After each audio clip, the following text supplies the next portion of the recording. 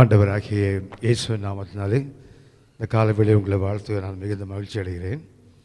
உங்கள் நடுவே நின்று கர்த்தருடைய வார்த்தையை சொல்ல கற்றுக் கொடுத்த நல்ல வாய்ப்புக்காக நான் கர்த்தருக்கு நன்றி செலுத்துகிறேன். நல்லா தூங்குனீங்களான்னு கேட்டேன். ஏன்னா இங்கே தூங்கக்கூடாது, அதுதான் கேட்டேன். தூங்கிட்டு வந்தீங்களான்னு கேட்டேன். நீங்கள் வந்து இங்கே தூங்கிடக்கூடாது. இந்த காலை வேளையில் உங்களோடு சேர்ந்து கர்த்தரை ஆராதிப்பது எனக்கு கிடைத்த ஒரு பெரிய பாக்கியமாக எண்ணுகிறேன். இந்த நாளில் நான் உங்களோடு பேச விரும்புகின்ற வசனம் 2 ராஜாக்கள் 4ஆம் அதிகாரம் 7ஆம் வசனம். 2 ராஜாக்கள் 4ஆம் அதிகாரம் 7ஆம் வசனம்.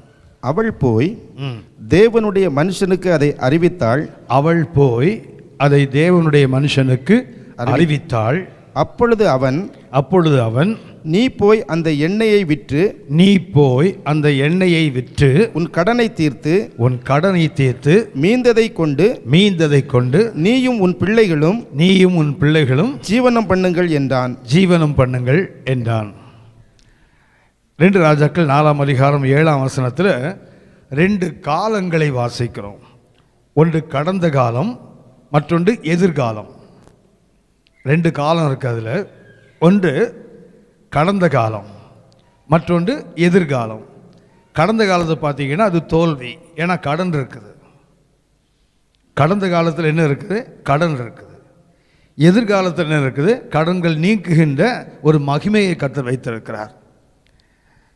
சபை 2 காலங்களுக்கு நடுவே வைக்கப்பட்டிருக்கிறது. ஒன்று கடந்த காலம், மற்றொன்று எதிர்காலம். அதாவது பாஸ்ட் ஃபெயிலியர்ஸ், கடந்த கால தோல்விகள், எதிர்கால மேன்மைகள். இந்த 2க்கும் நடுவில் சபை வைக்கப்பட்டிருக்கிறது. நாம் அறிந்திருக்கிறோம், நம் ஆண்டவராகிய இயேசு சிலுவையில் அறையப்பட்டார் இல்லையா? 2 பக்கத்தில் 2 கள்வர்கள் இருந்தாங்க இல்லையா? 2 கள்வர்களில் ஒருவன் திருடினான், ஒருத்தவன் திருடவில்லை. இயேசு நடுசிலுவை, ஒரு பக்கத்தில் உள்ள திருடன் ரட்சிப்பை திருடினான், இன்னொருத்தன் திருடல் இல்லையா? இன்றைக்கு சபை அதே போல் 2 சிலுவைக்கு நடுவே இருக்கிறது. ஒன்று கடந்த காலம் என்ற திருடன், ஒருத்தன் எதிர்காலம் என்ற திருடன். இயேசுக்கு ஒருத்தன் தான் திருடனான், நமக்கு 2 பேரும் திருடுறான். Church is crucified between 2 thieves. ஒன்று யாரு? yesterday's failure. ஒன்று என்ன?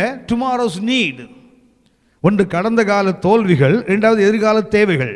இந்த 2க்கும் தான் நம்ம போராடிட்டு இருக்கிறோம். இன்றைக்கு கர்த்தர் நமக்கு வைத்திருக்கிற மேன்மைகளை நாம் அனுபவிக்க முடியலை. ஏன்னா ஒன்றில் கடந்த கால தோல்வி நினைச்சே யோசிச்சுட்டு இருப்போம். அதை அப்படி செய்திருக்கக்கூடாது, இது இப்படி செய்திருக்கக்கூடாது, அதை அப்படி பண்ணிட்டோமே, அவங்க இப்படி பண்ணிட்டாங்களே. என்ன பண்ணுறோம்? கடந்த கால தோல்விகளோடு போராடுகிறோம். இல்லைன்னா நாளைக்கு என்ன பண்ண போகிறோம், பிள்ளைக்கு என்ன பண்ண போகிறோம், குடும்பத்துக்கு என்ன பண்ண போகிறோம். கவனித்துக் கொள்ளுங்கள், நேற்றைய தோல்விகளையும் நாளைய கவலைகளையும் சிந்தித்து கொண்டிருந்தால் இன்றைக்கு நமக்கு வைத்திருக்கிற ஆசீர்வாதத்தை நம்ம இழந்து விடுவோம். இந்த காலை வேளையில் நான் உங்களுக்கு பேச விரும்புகின்ற வார்த்தை, அவளுக்கு கடந்த கால கடன் இருந்தது. கர்த்தருடைய மகிமை, அந்த கடன்களையும் கர்த்தர் நீக்கினார், எதிர்கால தேவைகளையும் கர்த்தர் சந்தித்தார். Our God is concerned about the past failure and our future need. நம்முடைய எதிர்கால தேவைகளை குறித்து நம்ம அப்பாவுக்கு தெரியும், கடந்த கால தோல்விகளை பற்றியும் நம்ம அப்பாவுக்கு தெரியும். இந்த பெண்ணின் வாழ்க்கையில் கடந்த காலத்தில் தோல்வி இருந்தது, அதாவது கடன் இருந்தது. கணவன் இறந்து போனான், கடனோடு இறந்து போயிட்டான். 2 பிள்ளைகள் இருக்காங்க, அவங்க மேலே நம்பிக்கை வைத்து கொண்டிருக்கிறாள். கடன் கொடுத்தவன் அந்த 2 பிள்ளைகளையும் அடிமைப்படுத்த வந்திருக்கிறான். ஸோ இவளுக்கு வேறு வழியே இல்லை. தேவ மனிதத்தில் ஓடி போகிறாள். அவனை போய் கேட்கிறார், தேவனுடைய மனிதனே, என்னுடைய புருஷன் இறந்து போனான், அவன் கர்த்தருக்கு உண்மையாய் ஊழியம் செய்தான் என்பதை நீர் அறிந்திருக்கிறீர். கடன் கொடுத்தவன் என் பிள்ளைகளை அடிமைகளாக்க வந்தான். உடனே எலிசா கேட்பார் அந்த பெண்ணை பார்த்து, நான் உனக்கு என்ன செய்ய வேண்டும்? வீட்டில் உன்னிடத்தில் என்ன இருக்கிறது? அந்த அம்மா சொல்லுவாங்க, ஒரு குடம் எண்ணெய் இல்லாமல் என்கிட்ட வேற ஒன்றும் இல்லை. தேவ மனிதன் அவளுக்கு சொல்லுவார், நீ போய் உன் அயலார் எல்லாரிடத்திலும் வெறுமையான பாத்திரங்களை வாங்கி நீயும் உன் பிள்ளைகளும் உன் வீட்டுக்குள் போய் கதவை தாளிட்டு கொண்டு உன்னிருக்க எண்ணெய் என்ன பண்ணு, அந்த குடங்களெல்லாம் ஊற்று, அந்த பாத்திரங்களெல்லாம் ஊற்று. அவள் அப்படியே ஊற்றினாள். எல்லா பாத்திரங்களும் நிரம்பினது. கடைசியில் தன் மகன் 2 பிள்ளைகளை ஒருத்தனை கேட்கிறார், இன்னும் ஒரு பாத்திரத்தை கொண்டு வா. வேணும் சொல்லுகிறது, அவன் வேறு பாத்திரமே இல்லைன்றான். உடனே அவள் என்ன செய்கிறாள்? அந்த எண்ணெயெல்லாம் வச்சுட்டு கதவை மூடிட்டு தேவ மனுஷன் முன்னாடி போய் நிற்கிறான். அப்பொழுது தான் அந்த 7ஆம் வசனம் அவன் சொல்லுகிறான், அவன் அவளை பார்த்து, நீ போய் அந்த எண்ணெயை விற்று மீந்ததை கொண்டு நீயும் உன் பிள்ளைகளும், அதாவது அந்த எண்ணெய் எவ்வளோ வந்ததுன்னா கடந்த கால தோல்வியையும் மூடிட்டு எதிர்காலத்தில் அவளுக்கு மாத்திரமல்ல அவன் பிள்ளைகள் அடுத்த சந்ததி வரைக்கும் காத்துக்கொள்கிறார். அப்படின்னா நம்மை மாத்திரமல்ல நம்முடைய சந்ததிகளை குறித்து நம்ம அப்பாவுக்கு அக்கறை உண்டு. நம்முடைய தோல்விகளை குறித்து மாத்திரமல்ல எதிர்கால தேவைகள். இப்போ யோசித்து பாருங்க, அந்த பெண்ணுக்கு கடனை மாத்திரம் தீர்த்து விட்டு கத்திரவளை அனுப்பியிருந்தா மறுபடியும் போய் கடன் வாங்குவார். வெறும் கடந்த கால தோல்விகளை மாத்திரம் நீக்கிவிட்டு கத்திரவளை அனுப்பி இருந்தால் எதிர்கால தேவைக்கு மறுபடியும் கடன் வாங்கி தான் அவன் சாப்பிடணும். ஸோ மறுபடியும் அந்த பிரச்சனைக்குள்ளே வருவாள். நம் தேவன் ஒரு பிரச்சனையை தீர்க்கும் போது என்ன பண்ணுவார்னா, பிரச்சனைகளை தீர்ப்பது மாத்திரமல்ல மறுபடியும் பிரச்சனைகள் வராமல் இருப்பதற்கு நமக்கு உதவி செய்கிறவர். ஆமேன், ஆமேன். இந்த கால வேளையில் நான் உங்களோட பேச விரும்புகின்ற வார்த்தை, நமது கடன்கள் எல்லாவற்றையும் கர்த்தர் நீக்குவார். ஆமேன். நமது கடன்கள் எல்லாவற்றையும் மாற்ற நம் தேவன் வல்லவராக இருக்கிறார். அந்த கடன் என்ன கடனாக இருந்தாலும் சரிதான். இன்றைக்கி அநேகர் பார்த்தீங்கன்னா, ஏன் நான் இதை சொல்லிட்டு இருக்கிறேன்னா, நான் ஒரு காலத்தில் கடனில் இருந்தவன். நான் ரட்சிக்கப்பட்டதே கடனில் இருந்து தான் ரட்சிக்கப்பட்டேன். ஏனென்றால் ஒரு நல்ல தொழிற்சாலையில் வேலை செய்து கூட எனக்கு வாழ்க்கை நிறைய பிரச்சனைகள், ஸோ நிறைய கடன்கள், அந்த கடன்களை மூழ்கியே போயிட்டேன். நான் சொல்கிறாங்களே கடங்கார பாவின்னு, அது நான் தான். பாவியில் என்ன பாவி? இது கடங்கார பாவி. கடனில் தான் இருந்தேன். கர்த்தருக்கு மகிமை. 15 ஆண்டுகள் ஆச்சுது நான் கடன் வாங்கி கடங்காரம் ஆறதுக்கு. ஆனால் கர்த்தர் கிருபை 11 மாதங்களில் கர்த்தரின் கடனை நீக்கி போட்டார். 15 வருஷம் கொஞ்சம் கொஞ்சமாக குருவி சேர்க்குற மாதிரி கடனை சேர்த்து தலையில் சுமக்க முடியாத ஒரு பாரத்துக்குள்ளே வந்தேன். ஆனால் கர்த்தரை ஏற்றுக்கொண்டேன். 11 மாதங்களில் கர்த்தர் இந்த கடனை மாற்றி போட்டார். இன்றைக்கு வரைக்கும் சொல்ல முடியும், கடந்த 28 ஆண்டுகளாக என்னை ₹1 கூட கடன் வாங்க கர்த்தர் எனக்கு வாய்ப்பை கொடுத்ததே இல்லை. ₹1 கூட நான் கடன் வாங்கலை கடந்த 28 ஆண்டுகளில். ஆனால் ரட்சிக்கப்படும் முன்னாடி கடன்கார பாவியாக தான் இருந்தேன். இது என்றைக்கு நான் என் ஆண்டவர் ஏற்றுக்கொண்டேனோ கரெக்டாக 11 மாதங்கள் தான். 84ஆம் ஆண்டு நவம்பர் மாதம் ஏற்றுக்கொண்டேன். அடுத்த ஆண்டில் அக்டோபருக்குள்ளே என் கடன்கள் நீங்கி போச்சு. இன்று வரைக்கும் நான் 85 அக்டோபருக்கு அப்புறம் நான் கடன் வாங்கலை.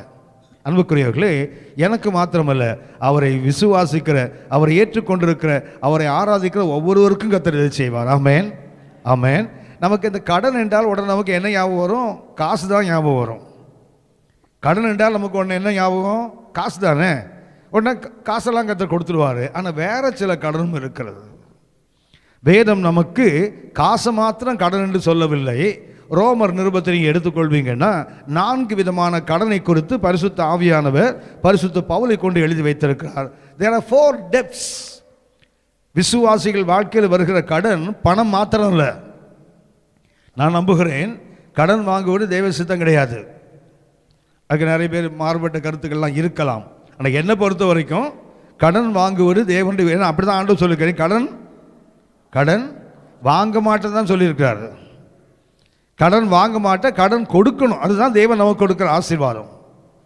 ஆகவே கடன் என்பது நாம் இன்றைக்கி பணத்தை மாத்திரம் யோசிக்கிறோமே, ஆவிக்குரிய வாழ்க்கையில் 4 கடன் இருக்கிறது. ஒன்று ரோமர் 1ஆம் அதிகாரம், ரோமர் 1ஆம் அதிகாரம் 14ஆம் வசனம் வாசிங்க. கிரேக்கருக்கும் அந்நியர்களுக்கும் மற்ற அந்நியருக்கும் ஞானிகளுக்கும் மூடருக்கும் நான் கடனாளியாய் இருக்கிறேன். பரிசுத்த பவுல் சொல்லுகிறார், நான் யூதனுக்கு, கிரேக்கனுக்கு, ஞானிகளுக்கு, மூடனுக்கு நான் யார்?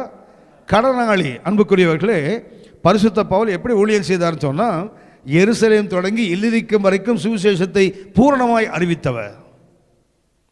3 நற்செய்தி பயணங்களை மேற்கொண்டு அன்றைக்கு இருந்த உலகத்தில் எந்த அளவுக்கு அவருக்கு போக முடியுமோ அந்த அளவுக்கு போய் நற்செய்தியை அறிவித்தவர்.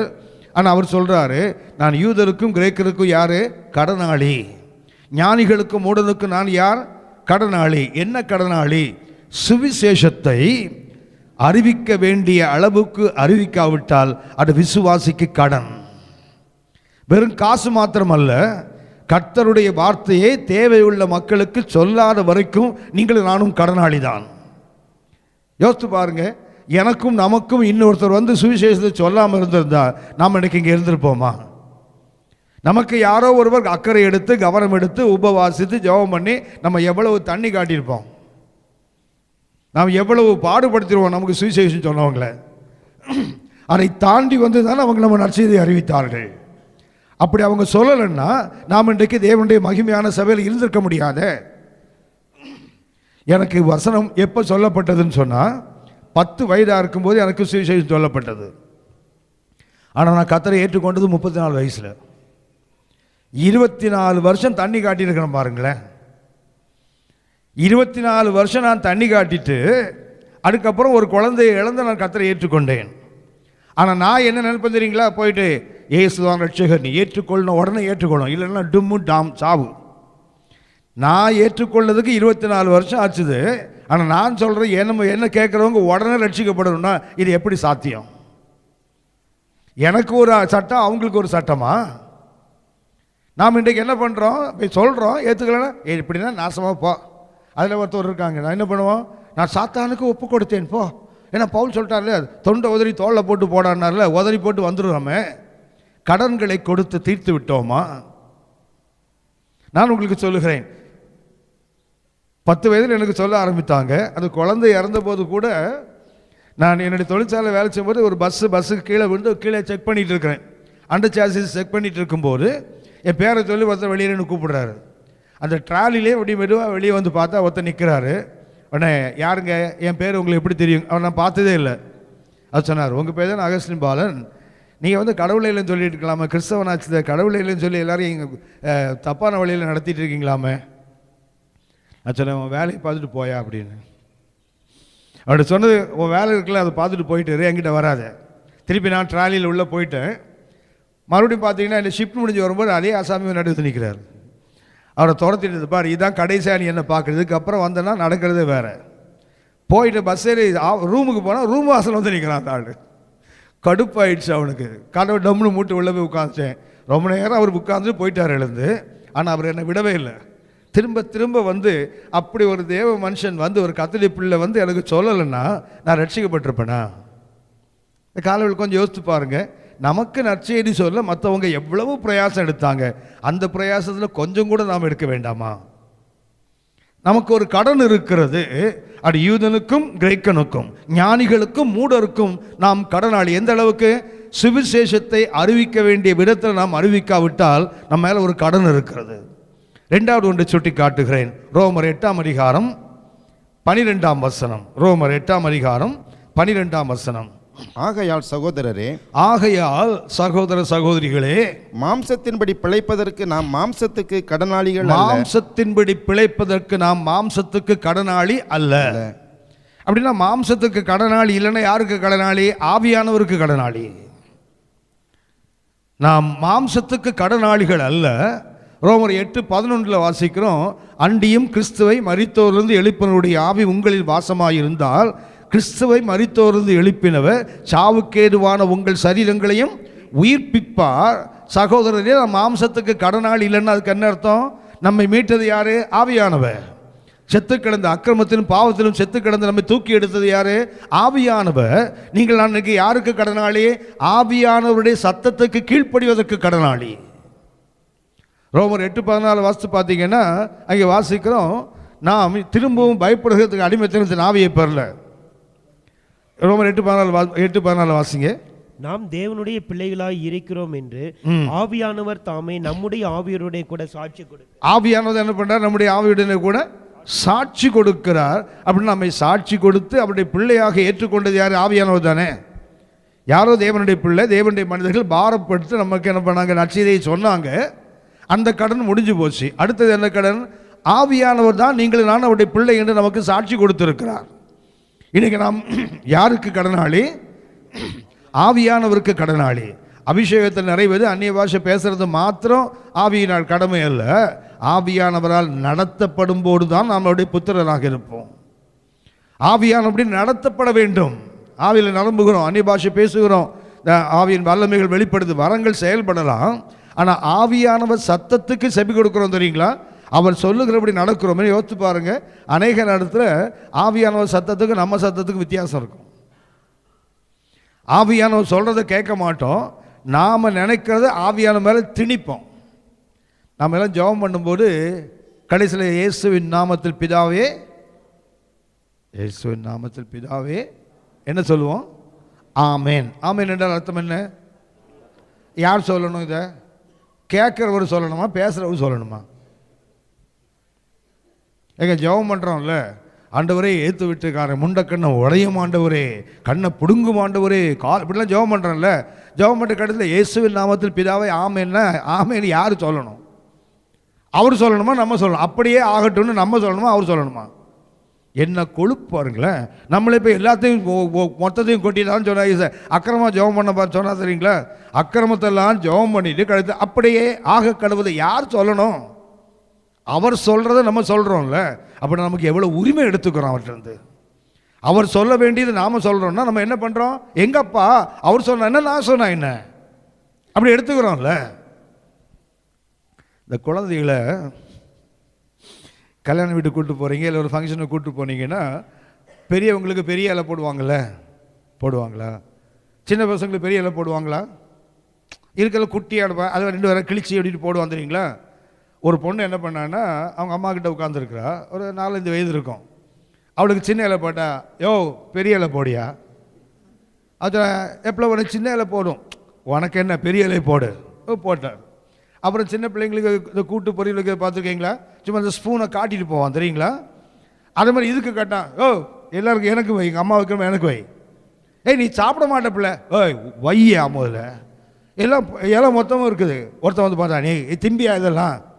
நான் திங்கலான எங்கள் அம்மா திம்பா பை. எவ்வளோ உரிமை பாருங்களேன்.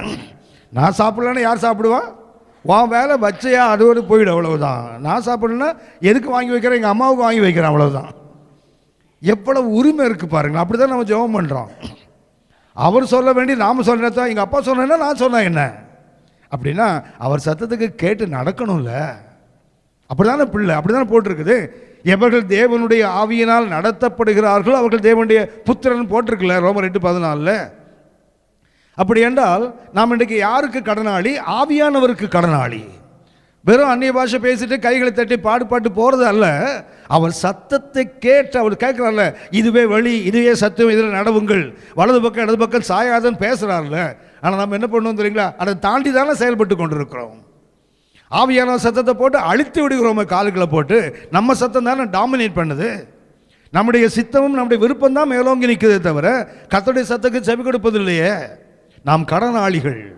எதற்கு? மாம்சத்துக்கு கடனாளிகள் அல்ல, மரித்தோரில் இந்த நம்ம உயிரோடு எழுப்பி தூக்கி எடுத்தாரே அந்த ஆவியானவருக்கு கடனாளி.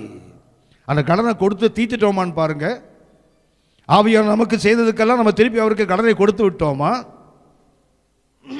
3வது கடனை வாசித்து பாருங்க, ரோமர் 13:8. ஒருவரிடத்தில் ஒருவர் அன்பு கூறுகிற கடனை அல்லாமல், ஒருவருக்கு ஒருவர் அன்பு கூறுகிற கடனை அல்லாமல் ஒன்றிலும் ஒருவனுக்கும் கடன் படாதிருங்கள். 3வது என்ன கடன்? அன்பு. நம்ம மேல மற்றவங்க காட்டினாங்கள அன்பு, அந்த அன்புக்கு திரும்ப நாம கடனை கொடுத்து விட்டோமா? அந்த கடனை நாம செலுத்தி விட்டோமான்னு யோசிச்சு பாருங்க. நம்ம மேல எந்தவித எதிர்பார்ப்பும் இல்லாமல், எந்தவித எதிர்நோக்கமும் இல்லாமல் அப்படியே அன்பை கொட்டினவங்க எத்தனை பேர் இருக்காங்க நம்ம வாழ்க்கையில்? நாம் இன்னைக்கு உயிரோடு இருக்கிறோம்னா நமக்காக பாடுபட்டவங்க எத்தனை பேர்? சாதாரணமாக யோசித்து பாருங்க. ஒரு தாயின் கருவில் ஒரு பிள்ளை இருக்குதுல்ல, ஒரு தாயின் கருவில் ஒரு குழந்தை இருக்குது. இந்த குழந்தையை காப்பதற்கு அந்த அம்மா எவ்வளவு போராடுறாங்க. ஒரு முறை ஒரு பையன் என்ன பண்ணா, அப்பா அம்மாட்ட சண்டை போட்டு என்ன பண்ணா, அவங்க கோபத்தில் என்ன பெரிய என்ன செலவு பண்ணு சொல்கிறீங்க, இன்னும் பெத்தை வளர்த்துன்னு சொல்கிறீங்களே, உனக்கு எவ்வளோ வேணும்? அவங்க அப்பா கோபம் வந்துடு, சில லட்சங்களுக்கு சொன்னார், அதை கொடுறா. ஒரு செக்கை எழுதி அப்படி தூக்கி அடித்தான் அந்த பையன். அவங்க அம்மா அதை எடுத்து சொன்னாங்க, டேய் இதெல்லாம் நாங்கள் பெற்றது வளர்த்துக்கெல்லாம் கொடுத்துட்டல, என் வயிற்றில் இருக்கும்போது நீ எட்டி உடச்சல வைத்த, அதுக்கு எவன்டா காசு கொடுப்பான்? பால் குடிச்சல, அதுக்கு எவ்வளோ கணக்கு போட்டு காசு கொடுப்பேன்? யோசித்து பாருங்க. ஒரு தாய் தகப்பனுக்கு எவ்வளவு காசு கொடுத்தா நீங்கள் அதை திருப்பி கொடுக்க முடியும்? யோசித்து பாருங்க. அந்த அன்பை நம்ம திரும்பி கொடுத்துட்டோமான்னு பாருங்க. இன்னைக்கு ஆவிக்கிறவர்களுக்கு ஆடுறாங்க, பாடுறாங்க, குறிக்கிறாங்க, நிறைய பேர் செய்கிறாங்களே. ஆராதனை என்பது என்ன தெரியுங்களா? இயேசு சொன்ன வார்த்தை முதலாவது, பெற்றோருக்கு செய்ய வேண்டிய கடமைகளை ஒழுங்காக செய்துட்டு அதுக்கப்புறம் ஆராதிக்கவா. யுசிபியஸ் என்ற ஒரு வார்த்தை, தேவ பக்தி என்பதற்கு பயன்படுத்துகிற கிரேக்க வார்த்தை யுசிபியஸ். அதுக்கு அர்த்தம் தெரியுங்களா? பேரண்டல் டியூட்டி என்ற அர்த்தம். தாய் தகப்பனுக்கு செய்ய வேண்டிய கடமை இருக்குது தெரியுங்களா? அதுதான் தேவ பக்தின்னு வேதத்தில் வாசிக்கிறோம். அந்த தேவ பக்தி இன்னைக்கு எத்தனை பேருக்கு இருக்குது? அப்பா அம்மா எங்கே இருக்கான்னு அட்ரஸ் தெரியாத ஆளில் நம்மகிட்ட இருக்கிறான். தகப்பன் தாயை திரும்பி பார்க்காதவன் தானே இருக்கிறான். கவனித்துக் கொள்ளுங்கள். நீங்கள் நானும் அன்பு செலுத்துவதில் கடனாளிகள். சிலுவையில் குமாரனை கொடுத்தாரு, தம்முடைய அன்பை வெளிப்படுத்தினாரு. அந்த அன்புக்கு ஈடாக நாம் எதை திரும்பி கொடுக்க முடியும்? பெற்றவர்கள் இன்னைக்கு ஆவிக்குள்ள சொன்ன ஆவிக்குள்ளது இருக்கிறோமே, நமக்காக எத்தனை பேர் தியாகமாக நமக்கு எத்தனை பேர் உதவி செய்திருக்காங்க. நான் இன்னைக்கு இங்கே நிற்கிறேன்னா எனக்கு பின்னாடி ஒரு பெரிய பட்டாளமே இருக்குது. நான் நிற்பதற்காக ஜெபிப்பவர்கள், நான் ரட்சிக்கப்படுவதற்காக போராடி ஜெபித்தவங்க எத்தனையோ பேர் இருக்கிறாங்க. அவங்களுக்கு நான் திருப்பி என்ன அன்பை செலுத்த போகிறேன்? தேவன் தனது குமாரனை கொடுத்தார். அது தேவன். மனிதர்களும் தங்களுடைய அன்பை காட்டியிருக்காங்களே, இந்த அன்புக்கு நம்ம இன்னைக்கு என்ன கொடுக்க போகிறோம்? ரோமர் 13:8 சொல்கிறது, அன்பு செலுத்துவதை தவிர வேறு ஒன்றிலும் கடன்படாத. அதுக்கு அர்த்தம் என்ன? அன்பு ஒரு கடன். சாகிற வரைக்கும் நமக்கு அன்பு செலுத்தினாங்களே, அவர்களுக்கு தாம் திரும்பி அன்பு காட்ட வேண்டியது நம்முடைய கடன். எல்லா கடனையும் கொடுத்துட்டோம்னு பாருங்க. எனக்கு குற்ற உணர்வு வரும் அடிக்கடி. அடுத்தவங்க எங்கிட்ட அன்பை காட்டும்போது நான் யோசிப்பேன், அந்த அளவுக்கு அன்பு என்னால் அவங்களுக்கு காட்ட முடியுமான்னு யோசிப்பேன். முடியலை. அநேக நேரத்தில் அநேக எந்த எதிர்பார்ப்பும் இல்லாமல் ஓடி வந்து உதவி செய்வாங்க, ஓடி வந்து அன்பை பொழிவாங்க. அப்போ நான் யோசிப்பேன், இவங்க இவ்வளோ அன்பு காட்டுறாங்களே, நம்மளால் திருப்பி அதை காட்ட முடியலையே, காட்ட முடியுமான்னு யோசிப்பேன். நான் கடனாளி தான். அன்பு செலுத்துவது நான் கடனாளி தான். ஒரு முறை ஒரு பஸ்ஸில் ஒரு ரோட்டில் நடந்து போயிட்டே இருக்கிறேன். ஒரு கவர்மெண்ட் பஸ்ஸு அப்படியே கிட்ட வருது, ரோட்டை விட்டு இறங்கி கீழே வருது. நான் உன்னை இன்னும் கொஞ்சம் தள்ளி போனால் மறுபடியும் அந்த பஸ்ஸு கிட்ட வருது, ரோட்டை விட்டு பஸ்ஸுக்கு இறங்கி வருது. அது ஸ்லோவாக வந்துக்கிட்டே இருக்குது. அவங்க டிக்கெட் போடுறதுக்கு ஒரு வேளை அப்படி நிறுத்துகிறாங்களோ நினச்சி நான் என்ன பண்ணேன், தள்ளி தள்ளி போக அந்த பஸ் இன்னும் என்கிட்ட வந்துகிட்டே இருக்குது. நின்று திரும்பி பார்த்தா டிரைவர் வந்து ஒரு பிலீவர். பிரதர் அப்படின்றார் அங்கே உள்ள உட்காந்து. எதுக்கு? என்ன பஸ்ஸில் ஏற்றுறதுக்கு ரோட்டை விட்டு இறங்கில வர்றாரு. நான் என்ன பண்ணேன், உடனே பஸ்ஸில் ஏறிட்டேன். ஏறுங்க பிரதர்னாரு. பஸ்ஸில் சரியான கூட்டம். பஸ்ஸில் ஏறிட்டேன். அந்த பானட் இருக்கு இல்லையா டிரைவர் பக்கத்தில், அதில் உட்காருங்கன்னாரு. இது என்னடா சூடான இடத்துல அவ்வளோ உட்கார வைக்கிறானே. உட்காந்துட்டேன். பிரதர் ஒரு வசனம் சொல்லுங்க பிரதர். நான் சொல்கிறேன், ஒன்றே இன்னும் சேர்த்து அடிப்பான். பஸ் ஓட்டுற ஆள் பஸ் ஓட்டுறதை விட்டுட்டு வசனம் கேட்டிங்கன்னா அவனும் கிடக்கிறானுங்க பிரதர், நீங்கள் சொல்லுங்க பிரதர். நான் சொன்னேன், வேண்டாம், பஸ்ஸை நீங்கள் நிறுத்தி டியூட்டி முடிஞ்ச வர வாங்க, நான் உங்களுக்கு எத்தனை மணி நேரம் வசனம் சொல்கிறேன். டியூட்டியில் இருக்கீங்க, இந்த வசனம் சொல்லக்கூடாது இப்போ, ஏன்னா ஒழுங்காக பஸ்ஸை ஓட்டுக்க, நிறைய பேர் உங்களை நம்பி இருக்காங்க. அது சொன்னார். ஒன்று, சரி பிரதர் எங்கே போகிறீங்கன்னாரு. நான் இங்கேயே இறங்கிக்கிறேன்னு. அப்போ அவர் சொன்னார், அவருக்கு ஒரு மகள் 8 வயசில் ஒரு பெண் பிள்ளை இருக்குது. அது சொன்னார், நாங்கள் யார் மறந்தாலும் உங்களுக்காக அந்த பிள்ளை ஜெபிக்கிறத மறக்கிறதில்ல. காலையிலையும் சாயங்காலம் குடும்ப ஜெபம் பண்ணும்போது யார் முன்ன பின்ன அந்த பிள்ளையை பார்த்ததே இல்லை. நான் உங்கள் பேரை சொல்லி காலையிலையும் சாயங்காலம் குடும்ப ஜெபத்தில் 8 வயது மகள் எனக்காக ஜெபம் பண்ணுறான்னா அழ முடியல என்னால் ரோட்டில் நின்று. நான் யோசித்தேன், இப்படி எத்தனை பேர் எனக்கு தெரியாமல் எனக்காக பாரத்தோடு ஜெபிக்கிறாங்க. நான் அன்றைக்கி இங்கே நிற்கிறேன்னா எத்தனை பேர் முழங்கால்கள் எனக்காக முடக்கப்படுது. அந்த அன்புக்கு நான் திருப்பி என்ன கொடுப்பேன்னு யோசித்து பார்த்தேன். என்னால் அந்த பிள்ளை யாரையும் இது வரைக்கும் நான் பார்த்ததில்லை. அது சொன்னார், என் மகள் உங்களுக்காக ஜெபம் பண்ணுறா. நாங்கள் கூட மறந்துடுவோம் பிரதர் உங்கள் பேரை, ஆனால் என் பொண்ணு மறக்காமல் காலையும் சாயங்காலம் பேரை சொல்லி ஜெபிக்கிறா. அகஸ்ட் எங்களோட ஊழியத்தை ஆசீர்வதி ஆண்டவர்னு ஜெபம் பண்ணுறா. யோசித்து பாருங்கள், இப்படிலாம் நம்ம மேலே அன்பு காட்டுறாங்களே. நான் யோசிப்பேன், அந்த பிள்ளைக்காக ஒரு நாள் கூட நான் ஜெபம் பண்ணதே இல்லை.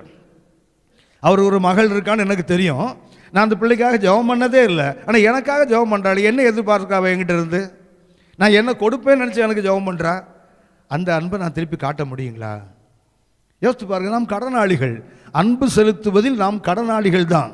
இன்னைக்கு யாராவது கொஞ்சம் யோசித்து பாருங்கள், என் மேலே அன்பை கொட்டுறாங்களே, நான் திருப்பி கொஞ்சமாவது அந்த அன்பை திரும்பி காட்டுறானான்னு யோசித்து பாருங்க.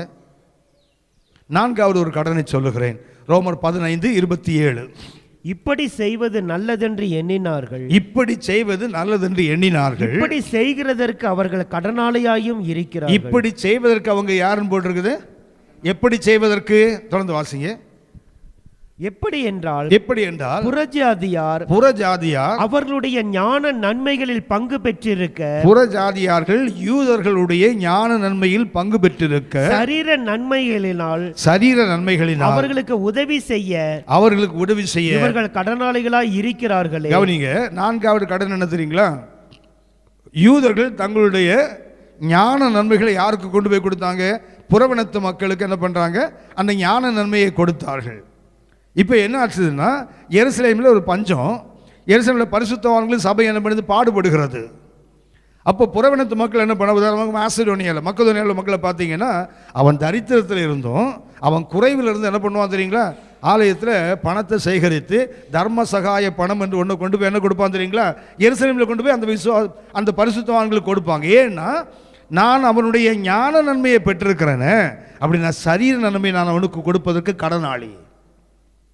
கவனித்துக் கொள்ளுங்கள். இன்றைக்கு நமக்கு வசனத்தை சொல்லி, தேவனுடைய கிருபையை சொல்லி, அவருடைய இரக்கத்தை நமக்கு காட்டி, நமக்கு ஞான நன்மைகளை கொடுத்துருக்காங்களே நிறைய பேர், அவங்களுக்கு சரீர நன்மைகளை கொடுப்பதற்கு நாம் கடனாளி. இன்னைக்கு வரைக்கும் சொல்கிறேன், நான் தாம்பரத்தில் இருக்கிறது ரொம்ப கொஞ்ச நாள் தான். அந்த தாம்பரத்தில் இருந்தால், அது மண்டே தாம்பரத்தில் இருந்தால் மறக்காமல் மீன் வாங்க போவேன் மார்க்கெட். அந்த மீன் மார்க்கெட் போனால் முதல்ல எங்கள் வீட்டுக்கு தேட மாட்டேன், எங்கள் பாஸ்டருக்கு பிடிக்கிற ஒரு விதமான மீன் இருக்குது. அது மீன் இருக்கான்னு முதல்ல பார்த்துட்டு அது இல்லைன்னா தான் அடுத்ததுக்கு போவேன் நான். ஏன்னா அவங்க ஞான நன்மையை நான் பெற்றிருக்கிறேன், அவங்களுக்கு சரீர நன்மைகளை கொடுப்பதற்கு நான் கடனாளி. அது எத்தனை ஆயிரம், அந்த சென்னையில் பார்த்தீங்கன்னா அந்த வஞ்சரம்னு ஒரு மீன் இருக்குது, 1 கிலோ 1000 ரூபாய். போ கஷ்டப்படாமல் வாங்கி கொடுப்பேன். ஏன்னா அவங்க ஞான நன்மை தான் அன்றைக்கி உயிரோடு நிற்கிறேன், அவங்க ஞான நன்மைகளை தான் நான் இன்றைக்கி பிழைத்து கொண்டு இருக்கிறேன். அப்படின்னா சரீர நன்மை நான் கொடுப்பதற்கு கடனாளி இல்லையா? யோசித்து பாருங்க. நமக்கு ஞான நன்மைகளை கொடுத்தாங்களே, வசனத்தை சொன்னாங்களே, கிருபைகளை வெளிப்படுத்துனாங்களே, கர்த்தருக்குள் தேர்தல் நம்ம நடத்தினாங்களே, அப்படிப்பட்ட மனிதர்களுக்கு நம்ம சரீர நன்மைகளை கொடுப்பதற்கு நாம் கடனாளி. ஒரு ஊழியக்காரருக்கு காணிக்கை கொடுப்பாங்க. ஒரு மாதம் எப்படின்னா, இவங்க தேடி கொண்டு போய் ஒரு காணி கொடுத்துட்டு வருவாங்க. ஒரு மாதம் அவங்க போகலை, ஊழியக்காரன் பார்த்தா சரி வரல, விட்டார். வழியில் ஒரு நாள் மார்க்கெட்டில் பார்த்தவோ சொன்னாங்க, நம்ம விசுவாசி இருக்குது பார்த்தீங்களா, தங்கமான ஆளுங்க, அதெல்லாம் சொல்லித்தான் செய்வாங்க. போய் என்ன பண்ணாங்கன்னா, பாஸ்டர் இந்த மாதம் உங்களுக்கு காணிக்கை தரமாட்டேன். ஒன்று கத்திரிக்கை சோத்திரம்மா அப்படின்னார். ஒன்று சொன்னேன், ஏன்னா நீங்கள் கறியெலாம் வாங்கி சாப்பிட்றீங்களே, இறைச்சி கடையில் பார்த்தாங்களாம் அவரை, இவன் இறைச்சி வாங்குற அளவுக்கு இவனுக்கு பணம் இருக்குது, அப்போ நம்ம கொடுக்க வேண்டிய அவசியம் உன்னை யார் கேட்டாங்க? நான் பிச்சையா போடுறேன் நீ. அவர் இறைச்சி கடையில் நின்னாரா, அதனால் என்ன செய்ய மாட்டேன், உனக்கு காணிக்க, ஏன்னா நிறைய காசு இருக்குல்ல, அப்போ நீங்கள் வாங்கி சாப்பிட்லாம், உங்களுக்கு தரமாட்டேன், நீ கொடுக்காத.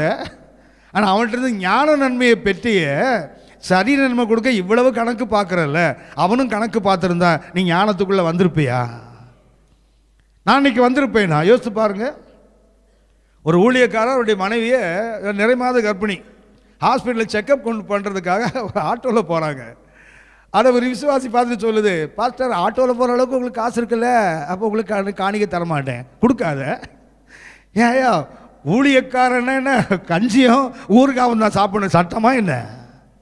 ஏன் நீங்கள் போடுற பிச்சையில் வாழ்கிறவன் நினைப்பா? மேலே ஒருத்தர் இருக்கிறாரு, நீங்கள் நானும் கொடுத்தாலும் கொடுக்காவிட்டாலும் கர்த்தர் தேவ மனுஷனை கரங்களை தாங்கி கொள்ள வல்லவர். இன்னைக்கு நாம் என்ன நினைக்கிறோம், அவங்களிருந்து ஞான நன்மைகளை பெற்று, அவன் கண்ணீரை பெற்றுக்கொண்டோமே, அவன் ஜெபத்தை பெற்றுக்கொண்டோமே, அவன் முழங்கால்களை தேய நமக்காக ஜெபித்தான்ல, ஆனால் தான் நம்ம இன்னைக்கு நிற்கிறோம். அந்த ஞான நன்மைகளை பெற்ற நாம் சரீர நன்மை கொடுக்க எவ்வளவு கணக்கு பார்க்குறோம், எத்தனை கணக்கு பார்க்குறோம். சென்னையில் ஒரு பைபிள் டீச்சர் தான், ஜீசஸ் கால்ஸோடு தொடர்புடைய ஒரு நல்ல பைபிள் டீச்சர். அவர் அடையாறில் ஒரு வீட்டில், வாடகை வீட்டில் இருந்து ஊழியம் செய்துட்டு இருந்தார். என்ன ஆச்சரியம்னா, மறக்காமல் ஒரு அம்மா ஒரு மாதத்தில் 2ஆம் தேதி வருவாங்களாம். கரெக்டாக 2ஆம் தேதி வந்து 500 ரூபாய் அவர் காணி கொடுத்துட்டு போவாங்க. இது சில வருஷங்கள் நடந்துகிட்டே இருக்குது. அவங்க அவர்கிட்ட இருந்து ஜெபம் கூட பண்ண சொல்ல மாட்டாங்க. கர்த்தர் உங்களுக்கு கொடுக்க சொன்னா பிரதர் அப்படி கொடுத்து போயிடுவாங்க. அவரும் ஜெபிப்பார், போயிடுவாங்க. எந்த ப்ரேயர் ரிக்வெஸ்ட்டும் அவங்க சொல்லவே மாட்டாங்க அவர்கிட்ட. ஒரு மாதம் வந்தாங்க, வந்து சொன்னாங்க, பாஸ்டர் இனிமேல் உங்களுக்கு நான் காணிக்கை தர மாட்டேன். ஏன்னா நீங்கள் 1000 ரூபா வீடு வாடகையில் இருந்தீங்க, இப்போ 5000 ரூபா வீடு வாடகை போயிட்டீங்கள, அப்போ வசதி ஆகிட்டீங்க, இந்த காணிக்கை நான் வேறு யாருக்காவது கொடுக்குறேன். நான் சொன்னாங்க, சந்தோஷம் சிஸ்டர், நான் கேட்டோ இல்லை நான் சொல்லி நீங்கள் கொடுக்கல, நீங்களா கொடுத்தீங்க, நீங்களா நிறுத்துறீங்க, சந்தோஷம். அது சொன்னார். 500 ரூபாய் என்பது அவருக்கு ஒரு பெரிய விஷயந்தான்.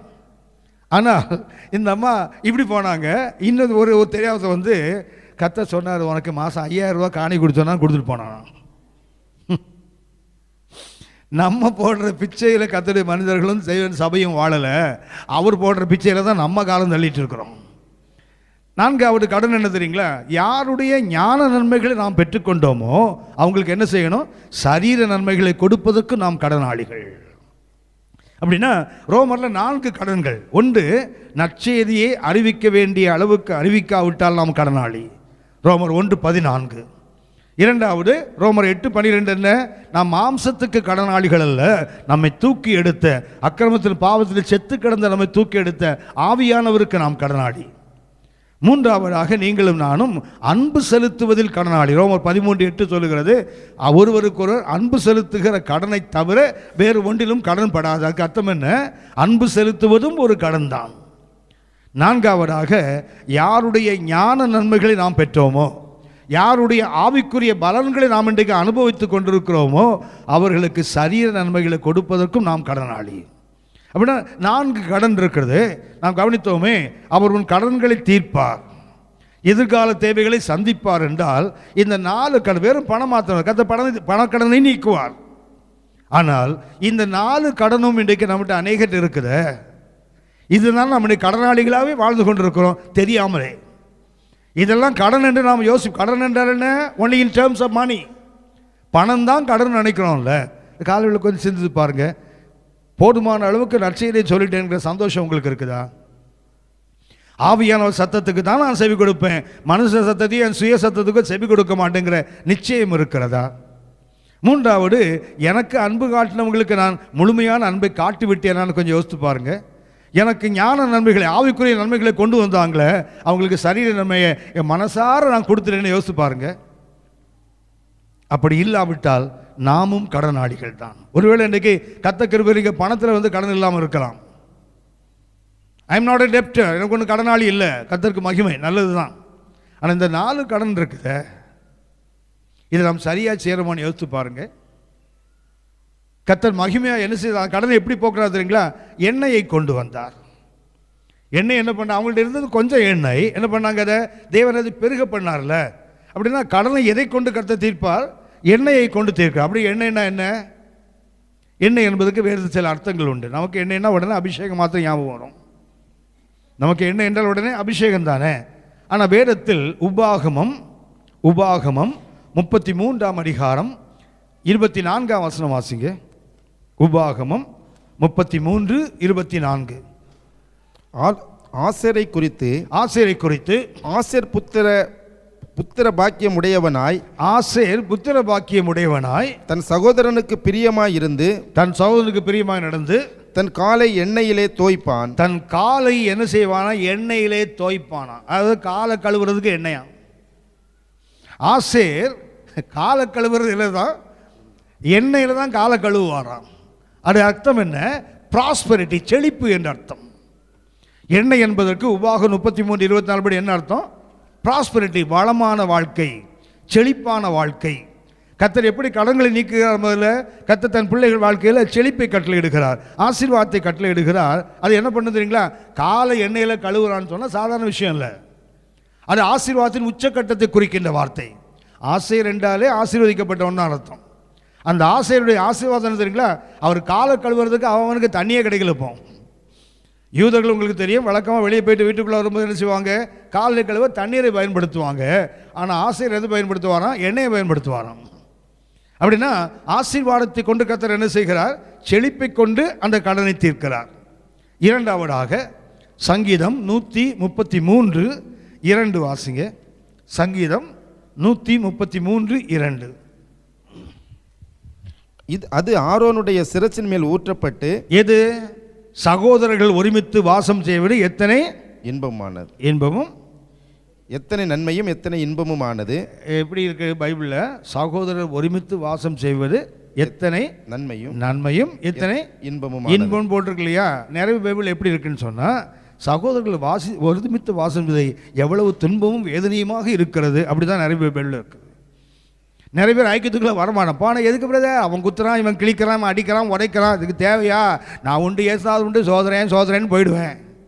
நிறைய பேர் ஐக்கியத்துக்குள்ளே ஏன்னா போனால் அங்கங்க இடிக்கும்ல, அடிக்கும்ல. கவனித்துக் கொள்ளுங்கள், தாவீது ஆற்றங்கரைக்கு ஓடுகிறான், 5 கூழாங்கல் எடுத்தான். கூழாங்கல்னு என்ன அர்த்தம்? எல்லாம் அடிபட்டு மிதிப்பட்டு உருண்டு தன்னுடைய உருவத்தை மாற்றிக்கொண்டு தான் இருக்குது. எந்த காரணம் அங்கே இருக்காது, ஒரு மூலையும் இருக்கு, எல்லாம் அடிபட்டு ஆயிடுச்சு இல்லை. இதை 5 செலக்ட் பண்ணிட்டான். செலக்ட் பண்ணி எங்கே போட்டான் தெரியுங்களா? அடப்பை பையில் போட்டா தெரியுங்களா? இந்த அடப்பை பையில் போட்டுட்டு என்ன பண்ணுறான் தெரியுங்களா? கோலியாத்துக்கு நேரம் ஓடுறான்ல, இந்த பைக்குள்ளே இந்த 5 கல்லும் குலுங்குமா குலுங்காதா? இடிபடுமா இடிபடாதா? இடிபடும்ல. அதில் இருந்து தான் ஒன்றை எடுத்து என்ன பண்ணுறான், கோலியாத்து மண்டையை பிளந்தான் தெரியுங்களா? அந்த பைக்கு பேர் சபை. பேசலாம், பைக்கு பேர் என்ன பேர்? சபை. வெளியே இருந்து நீ அடிபட்டு உதப்பட்டு சபைக்குள்ளே வரலாம், சபைக்குள்ளே வந்தாலும் அடி உத இருக்குது. அப்புறம் இன்னும் அந்த அந்த அந்த கவனில் ஒரு பை இருக்கும் தெரியுங்களா? அந்த பைக்குள்ளே அந்த கல் செட்டாடுற அளவுக்கு அது உள்ளே உடப்படணும். 5 எடுத்து பைக்குள்ளே போட்டால் ஓடுகிறான், குலுங்கும். ஓடும்போது பாருங்க, இனி கீழே குனிஞ்சு கல் எடுக்க மாட்டான். எங்கேருந்து எடுப்பான்? பையிலேருந்து எடுப்பான். கவனித்துக் கொள்ளுங்கள். சபையிலிருந்து அடிபட்டு உரப்படுறான் தெரியுங்களா? அவனை எடுத்து தான் கோலியாத்து மண்டையை புழக்க பயன்படுத்துவார். சும்மா நான் வெளியவே இருப்பேன், மூளைக்கல்லாகவே இருப்பேன், நான் உருப்படாத கல்லை மாறுவேன்னா தேவன் பயன்படுத்த முடியாது. எங்க சபை என்றால் யோசித்து பாருங்க. எலியா எல்லாம் உள்ளவரா ஒன்றும் இல்லாதவரா? எலியா எல்லாம் உள்ளவரா இல்லாதவரா? சீரியா நாட்டுக்கு கர்த்தர் அனுப்பினார். எலியாவை அனுப்பினாரா? கேரித்தாங்க நாட்டுங்களில் உட்கார்ந்துருந்தார். தண்ணி வந்தது, காகம் வந்தது, கடைசி தண்ணி நின்று போச்சு, காகமும் நின்று போச்சு. இப்போ எங்கே போனார்? சாரிபாத் ஊருக்கு போகிறார்ல, போனாரா? தெரியுங்களா? ஏன்னா உங்களுக்கு தெரியும், நான் பாட்டு பேசிகிட்டு இருக்கேன், நீங்கள் பாட்டு என்னை பார்த்துட்டு உட்காந்துருந்தீங்கன்னா கவனிங்க. சாரிபாத்துக்கு போகிறார் இல்லையா? போகும்போது எலியா என்ன மூட்டை கட்டி கொண்டு போனாரா? இது கேரா பிளாட்ஃபார்ம். அங்கே ஒன்று இருக்குது, ஒரு வித்தவுட் ஒன்று இருக்குது. அந்த அம்மா யார்? அதுவும் ஒன்றும் இல்லை, பொழைக்கிறதுக்கு வழி இல்லாமல் என்ன பண்ணுது, நகரத்துக்கு வெளியே வருது. எதுக்கு? 2 சுள்ளி பொறுக்க வந்தது. என்னென்னா அவள்கிட்ட எவ்வளோ இருக்குது? ஒரு கையளவு மாவு, கொஞ்சம் எண்ணெய். அந்த அப்பத்துக்கு பேர் என்ன பேர் தெரியுங்களா? அந்த அப்பத்துக்கு பேர் அப்பம் இல்லை, அடை. சரியாக சொன்னீங்க. அதுக்கு பேர் என்ன பேர்? அவள் சொல்லுவா, என்ன பண்ணுறேன், ஒரு அடை. அடைன்னா உங்களுக்கு தெரியும் தானே? அடை என்றால் என்ன? அடை என்றால் என்ன? அப்பம்னா என்ன? அப்பம்னா யூதர்களை பொறுத்த வரைக்கும் அப்பம் என்பது எண்ணெயில் நிறைய எண்ணெய் வச்சு பாகம் பண்ணி, அது சட்டியில் எண்ணெயில் பாகம் பண்ணி எடுப்பது. போட்டால் உள்ள ஈஸியாக போயிடும். அடைன்னா தொண்டையில் அடைச்சிக்கும், அதுதான் அதுக்கு பேர் அடை. எது தொண்டையில் அடைக்குதோ அதுக்கு பேர் என்ன பேர்? அடை. எது அடைக்காமல் உள்ளே போகுது அதுக்கு பேர் அப்பம். இந்த அம்மாட்ட என்ன தான் இருக்குது? அடை தான் இருக்குது. ஏன்னா கொஞ்சம் மாவு கொஞ்சம் எண்ணெய். அதில் இவர் பாடுறாரு, இவரும் ஒன்றும் இல்லாதவ, அந்த அம்மாவும் ஒன்றும் இல்லாத ஆள். அவளுக்கு என்ன சொல்கிறா, இதான் கடைசி அப்பம். இந்த அப்பத்துக்கு பேர் பேர் சாவின் அப்பம். என்ன சொல்கிறா, இதை சாப்பிட்டு என் பிள்ளை நானும் செத்து போயிட போகிறோம்.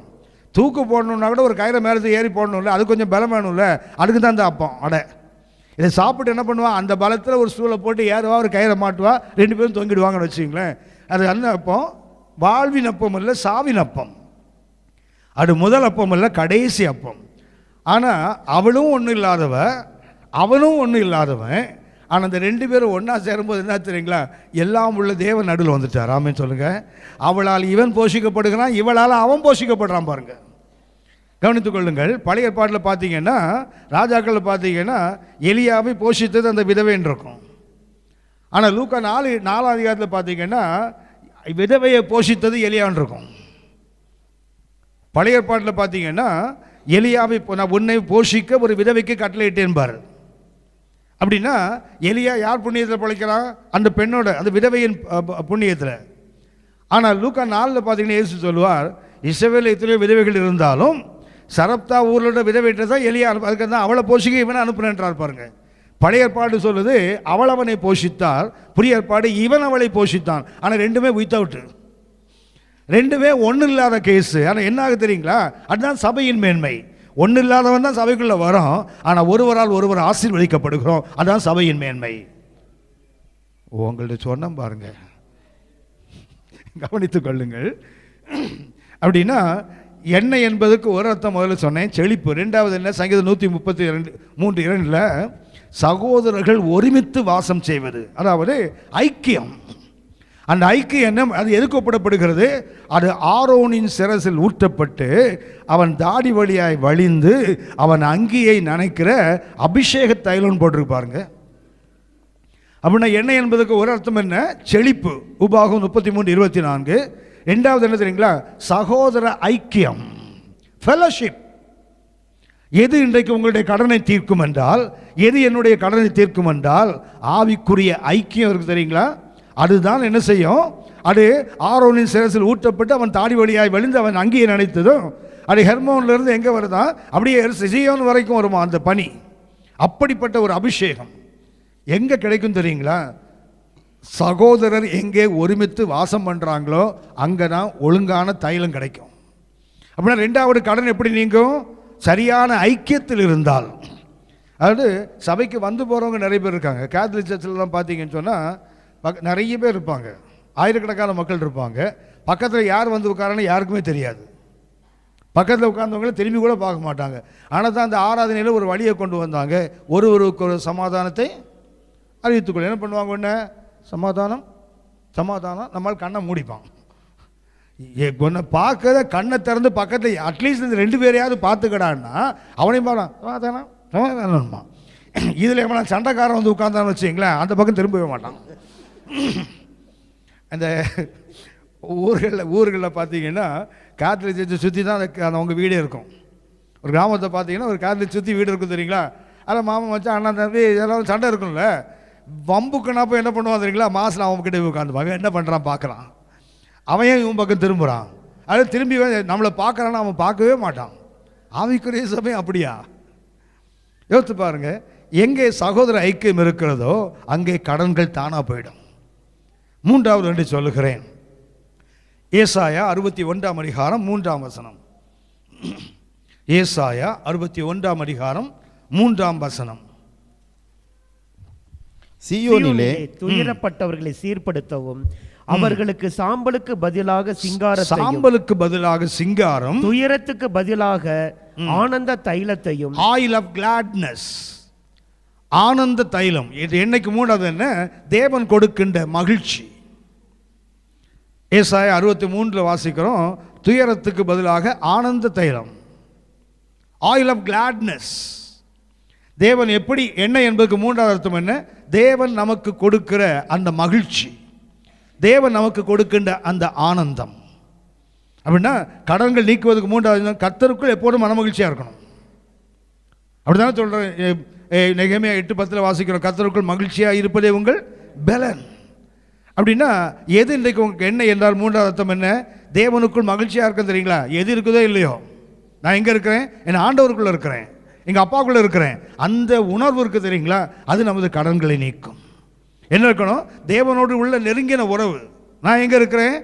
அவர் எனக்குள்ளே இருக்கிறாரு, நான் அவருக்குள்ளே இருக்கிறேன். அது அற்புதமான ஒரு அனுபவம். நான் இங்கே இருக்கிறேன், அவருக்குள்ளே இருக்கிறேன். அவர் எங்கே இருக்கிறாரு? எனக்குள்ளே இருக்கிறாரு. உங்களுக்கு இது எளிதாக புரியும். இந்த கிணத்துல தண்ணீர் இருப்பதுக்கு அந்த பக்கெட் உள்ள விடுறாங்களா? இப்போ அது பழக்கமே இல்லை, கிணறே கிடையாது இப்போல்லாம். சரி, கிணறு இருந்தால் அந்த ஞாபகம் போய் பழைய ஆளுங்களுக்கு ஞாபகம் இருக்கும். அந்த கிணறை ட்ராப் தண்ணி அந்த பக்கெட்டை ட்ராப் பண்ணும்போது முதல்ல பக்கெட் எங்கே போகுது? தண்ணிக்குள்ளே போகுது. அப்புறம் தண்ணி எங்கே வருது? பக்கெட்டுக்குள்ளே வருது. அவ்வளோதான். பக்கெட் என்ன ஆகுது? தண்ணிக்குள்ளே போகுது. தண்ணி எதுக்குள்ளே வருது? அதே மாதிரி தான் நாம் தேவனுக்குள்ளே போகிறோம், அவர் நமக்குள்ளே வர்றார். அவ்வளவுதான். Very simple. என்ன அர்த்தம்னா, நாம் அவருக்குள்ளே இருக்கிறேன், அவர் என்னை சூழ்ந்து இருக்கிறார். அப்புறம் பார்த்தா என்ன? அவர் எனக்குள்ளே இருக்கிறாரு, நான் அவரை சூழ்ந்து இருக்கிறேன். ரொம்ப அற்புதமான அனுபவம். வாசிங்களேன், உபாகமம் 33ஆம் அதிகாரம், உபாகமம் 33ஆம் அதிகாரம் 12ஆம் வசனம் வாசிங்க. உபாகமம் 33:12. பென்யமீனை குறித்து கர்த்தருக்கு பிரியமானவன் அவரோட சுகமாய் தங்கி இருப்பான். எப்படி இருப்பானா? The beloved of the Lord shall dwell in safety by him. கர்த்தருக்கு பிரியமானவன் அவரோடு என்ன செய்வானா? சுகமாய் இருப்பானா. அவர் அவனை என்னாலும் காப்பாற்றி அவன் எல்லைகளுக்குள்ளே வாசமாயிருப்பார். கவனித்துக் கொள்ளுங்கள், இந்த வசனம் தமிழில் கொஞ்சம் குறைந்த மொழியாக்கம். அதாவது பென்யமீனை குறித்து என்ன சொல்றாங்க? கர்த்தருக்கு பிரியமானவன் அவரோடு எப்படி இருப்பானா? சுகமாக இருப்பான். அவர் என்ன செய்வார்? அவனை என்னாலும் காப்பாற்றி அவன் எல்லைகளுக்குள்ளே வாசமாக இருப்பார். அந்த வசனம் முடியல, அதுக்கப்புறம் போட்டிருக்குது, எபிரேய மொழியில் இருக்குது, அவர் தோள்கள் நடுவில் இருப்பான்னு போட்டிருக்குது. அவர் எங்கே இருக்கிறாரு? அவன் எல்லைக்குள்ளே இருக்கிறாரு. இவன் எங்கே இருக்கிறான்? அவர் தோள் மேலே ஏறி உட்கார்ந்துருக்கானா. அந்த அந்த டிரான்ஸ்லேஷனை பார்க்கும்போது மனசு அப்படி குறிக்கும். அவர் எங்கே இருக்கிறாரு? நம்ம எல்லைக்குள்ளே இருக்கிறாரு. The beloved, ஆங்கிலத்தில் அந்த வசனத்தை சொல்றேன். The beloved of the Lord shall dwell in safety by him. He will save him all day long and he will dwell between his shoulders இருக்குது. தமிழ் அந்த வார்த்தை இல்லை, அது மொழியாக்கம் பண்ணல. ஏன்னா நமக்கு போகிற அவர் இருந்தால் போதும்னு முடிவு பண்ணிட்டாங்க, நம்ம அவருக்குள்ளே இருக்கணும்னு சொல்லலை. தமிழ் அப்படி தான் இருக்குது. அவர் எங்கே இருப்பார்? நம்ம எல்லைக்குள்ளே இருப்பார். நாம் எங்கே இருப்போம்? அவர் தோள்களுக்கு நடுவில். கிராமத்து ஆளுகளை பார்த்தீங்கன்னா தேரோட்டம் பார்க்கறதுக்கு பார்த்தீங்கன்னா பிள்ளைகளை கூப்பிட்டு போவான், தெரியாது, எட்டி எட்டி பார்ப்பான், தூக்கி தோள் மேலே வச்சு பார்த்துறீங்களா? அந்த பரிசுத்த தேவனுடைய அந்த பரிசுத்த தோளில் யார் இருக்கிறோன்னா கர்த்தத்துவம் தான் அவர் தோளில் இருக்கிறோம். இந்த கேடு கட்ட பாவி கூட அங்கே உட்காந்துருக்கான் பாருங்களேன். கர்த்தத்துவம் தான் அவர் தோளில் இருக்கணும். நான் அடிக்கடி யோசிப்பேன், ஒருத்தனுக்கு 100 ஆடு இருந்ததில்ல, இருந்ததா? உட்காந்துக்க பார்த்தா இங்கே 100ஐயும் தொலைச்சிடுவீங்க போல இருக்குது. அவன் ஒன்றை தான் தொலைச்சான். 100 ஆடு இருந்தது, எத்தனை தொலைச்சான்? 1 காணாமல் போச்சுல்ல. இந்த 99 ஆட்டுக்கு ஒரு பேர் கொடுத்தா நல்ல ஆடு. அதெல்லாம் அது எங்கே இருக்குது? எஜமான்கிட்டே நிற்குது. ஒரு ஓடுகாலி ஆடு ஓடியே போச்சுது. இவன் என்ன பண்ணிட்டான் தெரியுங்களா? அந்த 99 ஆடை பட்டியில் விட்டு அடைக்கல, எங்கே விட்டான்? வனாந்தரத்தில் விட்டானான். விட்டுட்டு என்ன பண்ணுறான்? அந்த ஒன்றை தேடி திரியானோ, இது வரைக்கும் கண்டுபிடிக்கும் அளவுக்கும் அதை தேடி திரியானோ. கண்டுபிடிப்பு நம்மகிட்ட ஒரு ஆடு காணாமல் போச்சுன்னு வச்சுங்களேன், அதை பார்த்துட்டோம், தேடி நம்மளை நாயா பேயா பாடுபடுத்தி கடைசியில் அது ஒரு இடத்துல இருக்கிறத பார்த்த உடனே நமக்கு அடுத்தது என்ன வரும்? கோபம் வரும். ஒரு குச்சியை முறிப்பேன் தெரியுங்களா? போவியா போவியான்னு காலில் போடுவோம்ல. ஆனால் இந்த மேய்ப்பன் எப்படி தெரியுங்களா? அந்த ஆட்டை தூக்கி தோளில் போட்டுக்கிறான். இப்போ தோளில் போட்டு இங்கே வந்துடுவார்ல. 99 நல்ல ஆடும் கீழே நடக்குது. இந்த ஓடுகாலி ஆடு தொண்டையில் தோளில் கிடக்குது பாருங்களேன். அப்போ கீழே உள்ள ஆடு என்ன சொல்லும்? டே இதுதான்டா, அப்பப்போ நம்மளும் ஓடி போனோம். நல்ல ஆடாக இருந்தால் கீழே தான் நடக்கணும் சாகிற வரைக்கும். அப்பப்போ ஓடினா அவர் தோளில் உட்காந்துக்கலாம். அந்த தோளில் கிடக்கிற ஆடு என்ன சொல்லும் தெரியுங்களா? மேய்ப்பனே, நான் உனக்கு ஒரு பேர் வச்சுருக்கேனே. என்ன பேர் வச்சுருக்கேன் சொல்லு? அவங்களுக்கெல்லாம் நீ மேய்ப்பன், ஏன்னா அதெல்லாம் நல்ல ஆடு. நான் யார்? கெட்ட ஆடு. எனக்கு நீ தான் நல்ல மேய்ப்பன். ஆட்டுக்கு அவர் மேய்ப்பன், ஆனால் கெட்ட ஆட்டுக்கு அவர் யார்? நல்ல மேய்ப்பனா. தோல் மேலே போட்டு வர்றார் பாருங்களேன். அது காலை உடச்சிட வேண்டாம், அதுக்கு ஓடுவியா 4 போட வேண்டாம். அதுதான் நாம் அவருக்குள்ளே இருக்கிறோம், அவர் நமக்குள்ளே இருக்கிறார். நமக்குள்ளே இருக்கும்போது நாம் எங்கே இருக்கோம் தெரியுங்களா? அவர் தோள்களுக்கு நடுவே இருக்கிறோம். என்ன தெரியல, உபாகம் 33:12 அந்த வார்த்தையை டிரான்ஸ்லேட் பண்ணாமலே விட்டாங்க. He will dwell between his shoulders இருக்குது. அந்த வசனம் என்ன இருக்குது? அவன் எல்லைக்குள்ளே இருப்பார். ஆனால் அவன் எங்கே இருப்பானா? அவரோட சுற்றிட்டு இருக்க மாட்டான், அவர் தோள்களுக்கு நடுவே இருப்பானா. கவனித்துக் கொள்ளுங்கள். எண்ணெய் என்பதுக்கு 3வது அர்த்தம் என்ன தெரியுங்களா? தேவன் கொடுக்கின்ற ஆனந்தம். அவருடைய பிரசன்னத்தால் நமக்கு கொடுக்கின்ற அந்த சந்தோஷம் இருக்குது தெரியுங்களா? அதுக்கு பேர் என்ன பேர்? எண்ணெய். துயரத்துக்கு பதிலாக ஆனந்த தைலமாம், ஆயில் ஆஃப் கிளாட்னஸ். 4வது எண்ணெயை பற்றி ஒன்று சொல்லுகிறேன். மத்திய 25ஆம் அதிகாரம் 4ஆம் வசனம், ஆயத்தம். மத்திய 25ஆம் அதிகாரம் 4ஆம் வசனம். புத்தி உள்ளவர்கள் தீவெட்டிகளோட கூட தங்கள் பாத்திரங்களில் எண்ணெயும் கொண்டு போனார்கள். அந்த எக்ஸ்ட்ரா ஆயில் இருக்கு தெரியுங்களா? அதுக்கு பேர் ஆயத்தம், ப்ரிப்பரேஷன். அந்த எக்ஸ்ட்ராவை கொஞ்சம் எண்ணெய் கொண்டு போகிறாங்க தெரியுங்களா? அந்த எண்ணெய்க்கு அர்த்தம் என்ன? ஆயத்தம். என்ன ஆயத்தம்? மணவாளன் வரும் வரைக்கும் என் தீவெட்டி என்ன செய்யும்? எரிந்து கொண்டே இருப்பதற்கு எனக்கு என்ன வேண்டும்? எக்ஸ்ட்ரா ஆயில் வேண்டும். அவனுடைய எண்ணெய் என்பதற்கு 4வது அர்த்தம் என்ன? அவர் தேவன் நம்முடைய கடன்களை எப்படி போக்குவார் தெரியுங்களா? நம்முடைய ஆயத்தம். தேவனுக்காக, அவருடைய வருகைக்காக, அவருடைய பிரசன்னத்துக்காக, அவருடைய அன்புக்காக நாம் ஆயத்தமாக காத்திருக்கோம் தெரியுங்களா? யோசித்து பாருங்க.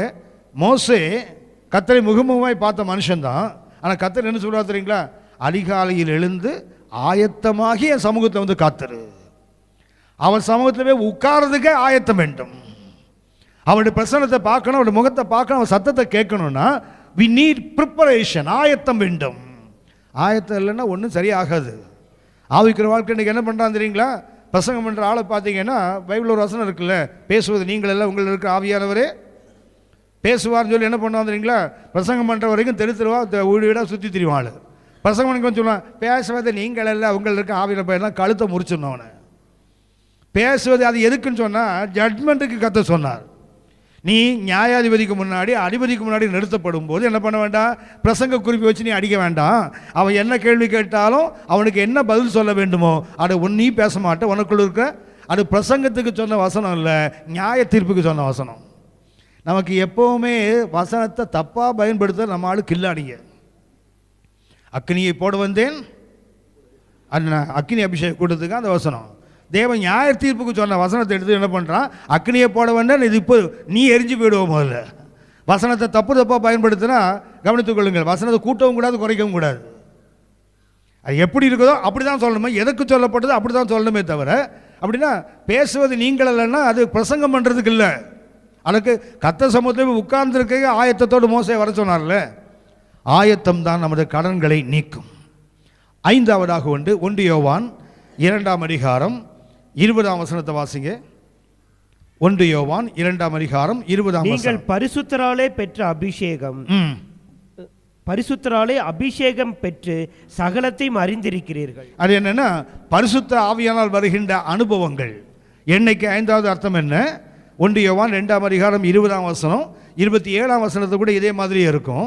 1 யோவான் 2 20 27 2 வசனம் என்ன தெரியுங்களா? பரிசுத்த ஆவியினால் வருகின்ற அனுபவங்கள் இருக்கு பார்த்தீங்களா, இது எண்ணெயாக சொல்லப்படுகிறது. அப்படின்னா எண்ணெய் என்பதுக்கு 5வது அர்த்தம் என்ன? Experience of the holy spirit. ஆவியானவர் மூலமாக நமக்கு கிடைக்கின்ற மேன்மையான அனுபவங்கள். எண்ணெய் என்பதற்கு 5 அர்த்தம், கடன் என்பதற்கு 4 சொன்னேன், எண்ணெய் என்பது 5. என்ன ஆகும் தெரியுங்களா? கடன்கள் அந்த பெண் வாழ்க்கையில் எப்படி போச்சு தெரியுங்களா? அவளுடைய வாழ்க்கையில் எண்ணெயை கத்த பெருக பண்ணினார். அந்த எண்ணெய் பெருகின போது என்னாச்சுது? கடன்கள் தானாக நீங்கி போச்சு, எதிர்கால தேவைகளும் சந்திக்கப்பட்டது. அப்படின்னா நம்ம வாழ்க்கையில் என்ன பணமாக இருக்கட்டும், இல்லை நற்செய்தியை அறிவிப்பதாக இருக்கட்டும், இல்லை ஆவியான சத்தத்துக்கு கீழ்ப்படிவதாக இருக்கட்டும், இல்லை அன்பு செலுத்துவதாக இருக்கட்டும், இல்லை நம்முடைய ஞான நன்மைகளை பெற்றவங்கள்கிட்ட சரீர உதவியாக இருக்கட்டும், எல்லா கடன்களையும் போக்குவதற்கு என்ன வேண்டும்? ஆவியானுடைய உதவி வேண்டும், எண்ணெய் வேண்டும். எண்ணெய் என்பதற்கு 5 சொன்னேன். 1 எண்ணெய் என்பது தேவனிலிருந்து பெறுகிற ஆசீர்வாதங்கள் கண்டிப்பாக என்ன செய்யும்? நமது தேவைகளை சந்திக்கும். 2வதாக 1 சொன்னேன், சகோதர ஐக்கியம். எந்த ஒரு காலத்திலும் சபை கூடி வருதலை விட்டுறாதீங்க. ஏன்னா வசனம் சபை கூடுதலை அநேகர் விட்டு விடுவது போலன்னு போட்டிருக்குது. சபை கூடி வருதலை ஐக்கியத்தை விட்டுவிடக்கூடாது. ஏன்னா அந்த ஐக்கியம்தான் நம்மை பலப்படுத்துகிறது, நம்மை உயர்ந்தவர்களாக மாற்றுகிறது. 3வதாக சொன்னேன், தேவனோடு உள்ள உறவு, அந்த ஆனந்த தைலம். 4வதாக தேவனுக்காக ஆயத்தமாகி இருப்பது. 5வதாக ஆவியானவருடைய அபிஷேகத்தால் வருகின்ற அனுபவங்கள். இந்த 5 கொண்டு என்ன செய்வார் தெரியுங்களா? என்ன 4 கடன் இல்லை, எத்தனை கடனாக இருந்தாலும் சரி கர்த்தரை மாற்ற வல்லவர். ஆமென். இந்த பெண் வாழ்க்கையில் எப்படி வந்தது? இந்த பெண்ணுக்கு அது எப்படி கிடைத்தது? உங்களுக்கு தெரியும், எல்லா ஆசீர்வாதத்துக்கும் என்ன உண்டு? நிபந்தனை உண்டு. இந்த பெண்ணுக்கு எப்படி வந்தது என்பதை சின்ன சின்ன குறிப்புகள் சிலது சொல்கிறேன். அப்போ நாம் ஜெபித்து கடந்து போகலாம். 2 ராஜாக்கள் 4ஆம் அதிகாரம், 2 ராஜாக்கள் 4ஆம் அதிகாரம் 1ஆம் வசனத்தை வாசிங்க. தீர்க்க தரிசியினுடைய புத்திரரில் ஒருவனுக்கு மனைவியாய் இருந்த ஒருத்தி எலிசாவை பார்த்து உம்முடைய அடியானாகிய என் புருஷன் இறந்து போனான், உமது அடியானாகிய என் புருஷன் இறந்து போனான், உமது அடியான் கர்த்தருக்கு பயந்து நடந்தான் என்பதை அறிவீர். கடன் கொடுத்தவன் இப்பொழுது என் 2 குமாரரையும் தனக்கு அடிமையாக்கி கொள்ள வந்தான் என்றான். கொஞ்சம் கவனிங்க. அந்த பெண் செய்த முதலாவது காரியம் என்னன்னா, எப்படி அவளுடைய கடன்கள் நீங்கினது, எப்படி அவளுடைய வாழ்க்கை சுபிட்சமாக மாறிட்டுன்னா, முதலாவது என்ன பண்ணா தெரியுங்களா? அவள் வாழ்க்கையில் என்ன ஆச்சுது? கணவன் செத்து போயிட்டான். கணவன் செத்து போனால் அடுத்தது என்ன வச்சுட்டான்? கடனை வேற வச்சுட்டு போயிட்டான். அடுத்தது 2 பிள்ளைகள் இருக்கா, 2 பிள்ளைகளையும் பிடித்தெழுக்க கடன்கார அடிமையாக்க வந்துட்டான். ஸோ இந்த நிலையில் அந்த அம்மா அழுதுருப்பாளா, அழுதுருக்க மாட்டாளா? அந்த பெண் அழுதுருப்பாளா, அழுதுருக்க மாட்டாளா? கணவன் செத்து போயிட்டான், கடன் இருக்குது, பிள்ளைகளை நம்பியிருந்தால் பிள்ளைகளும் இப்போ அடிமையாக போகிறான், அழுவாளா, அழமாட்டாளா? தமிழில் அந்த அழுதான வார்த்தையில் பாருங்களேன் எப்படி இருக்குன்னா, இப்போ ஐயா தான் எலிசான்னு வச்சுக்கிங்களேன், நான் தான் அந்த விதவை வந்து இது பண்ணுறேன், என்னோ அடியானா ஐயா புருஷன் செத்து போனான், கடன் கொடுத்தவன் என் பிள்ளையை பிடிச்சி வந்திருக்கான. என்ன அர்த்தம்? அவன் செத்து தொலைச்சது நல்லது மாதிரி இருக்கும் தமிழில். அவன் இருந்து அந்த கடன்கார பாவி இருந்ததை விட செத்து அப்படி தானே இருக்குது அதில். ஏன்னா அதில் என்ன இல்லை, அவளுடைய உணர்வுகள் எழுதப்படலை. ஆனால் எபிரேய மொழியில் இருக்குது அந்த உணர்வு, ஆங்கிலத்தில் இருக்குது அந்த உணர்வு, மலையாளத்தில் இருக்குது, நிலவிழிச்சூன்னு இருக்குது அந்த வசனத்தில், கூப்பாடு போட்டான்னு இருக்குது அந்த வசனத்தில் மலையாளத்தில். ஆங்கிலத்தில் பார்த்தீங்கன்னா ஹார்ட் க்ரை என்ற வார்த்தை இருக்குது, கடுமையாக அழுதானாம். எபிரேய மொழியில் அழுதான்னு இருக்குது, தமிழில் மாத்திரம் பார்த்தீங்கன்னா ட்ரையாக வந்து நிற்கிறாக்கா. அவள் அழுதானே இல்லை பாருங்களேன். ஆனால் மலையாளத்தில் இருக்குது, ஆங்கிலத்தில் இருக்குது, எபிரேய மொழியில் இருக்குது, அவள் அழுதான். கேத்தலிக் டிரான்ஸ்லேஷன் கூட தமிழில் இருக்குது, கதறி அழுதாள்னு போட்டிருக்கு. அப்படின்னா அவளுக்கு என்ன இருந்தது? கண்ணீர் இருந்தது, கவலை இருந்தது, இழப்பு இருந்தது, கடன் இருந்தது. அழுகையும் இருந்தது. ஆனால் என்ன பண்ணாதுங்களா, அந்த கண்ணீரில் அவள் மூழ்கி போயிடல பாருங்க. அழுகை வரும் வாழ்க்கையில், கண்ணீர்கள் வாழ்க்கையில் வரும், நெருக்கங்கள் வாழ்க்கையில் வரும்போது என்ன பண்ணக்கூடாது, கர்த்தருடைய பிள்ளை முதல்ல அந்த கண்ணீரில் மூழ்கி விடக்கூடாது. என்ன பண்ணும், she not to come out of her tears. அவளுடைய கண்ணீரை விட்டு வெளியே வர அவள் கற்றுக்கொண்டாள். யாரும் அவளுக்கு சொல்லிக் கொடுக்கல. யாராவது சொன்னாங்களா, எலிசாட போன்னு சொன்னாங்களா? யாராவது வாவா அங்கே ஒரு ஜெபக்கூடம் இருக்குன்னு கூப்பிட்டாங்களா அவளை? யாரும் அவளை சொல்லலை. அவளாவே எழுந்து வந்துட்டா பாருங்க.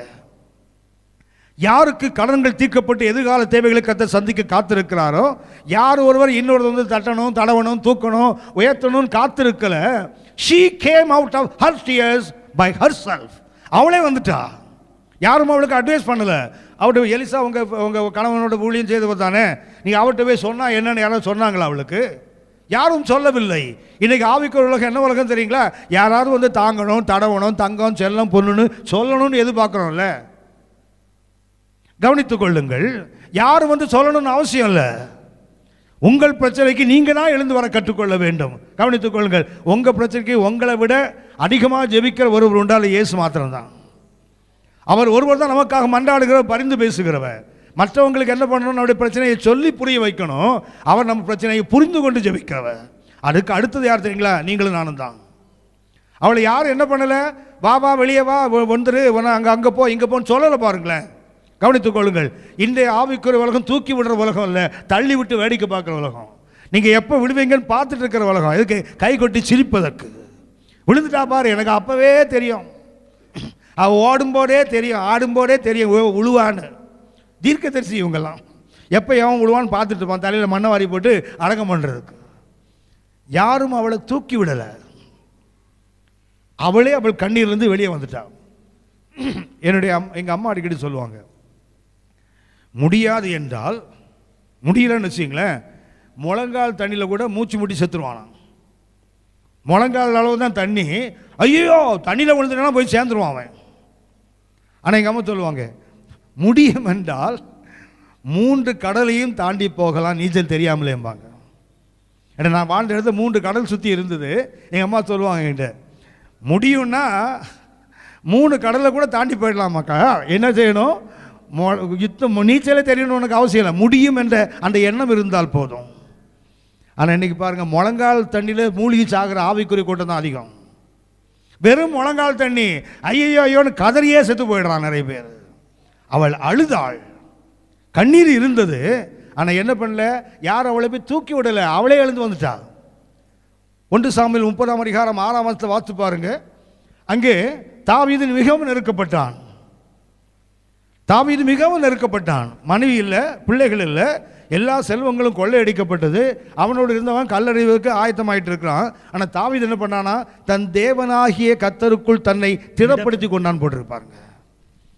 அப்படின்னா இன்றைக்கு நமக்கு ஒரு தேவன் இருக்கிறார்.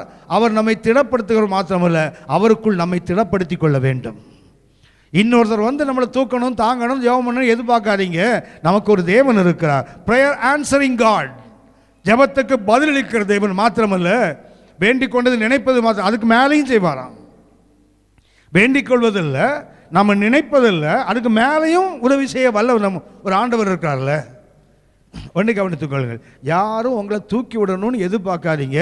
தூக்கி விட்டார்களோ இல்லையோ, உங்களுக்குள்ளேயே கர்த்தர் கிருபையை வைத்திருக்கார், நீங்கள் எழும்பி வந்துடலாம். அதை விட்டு மத்தேயு 14ஆம் அதிகாரம், மத்தேயு 14ஆம் அதிகாரம் 30ஆம் வசனம் வாசிங்க.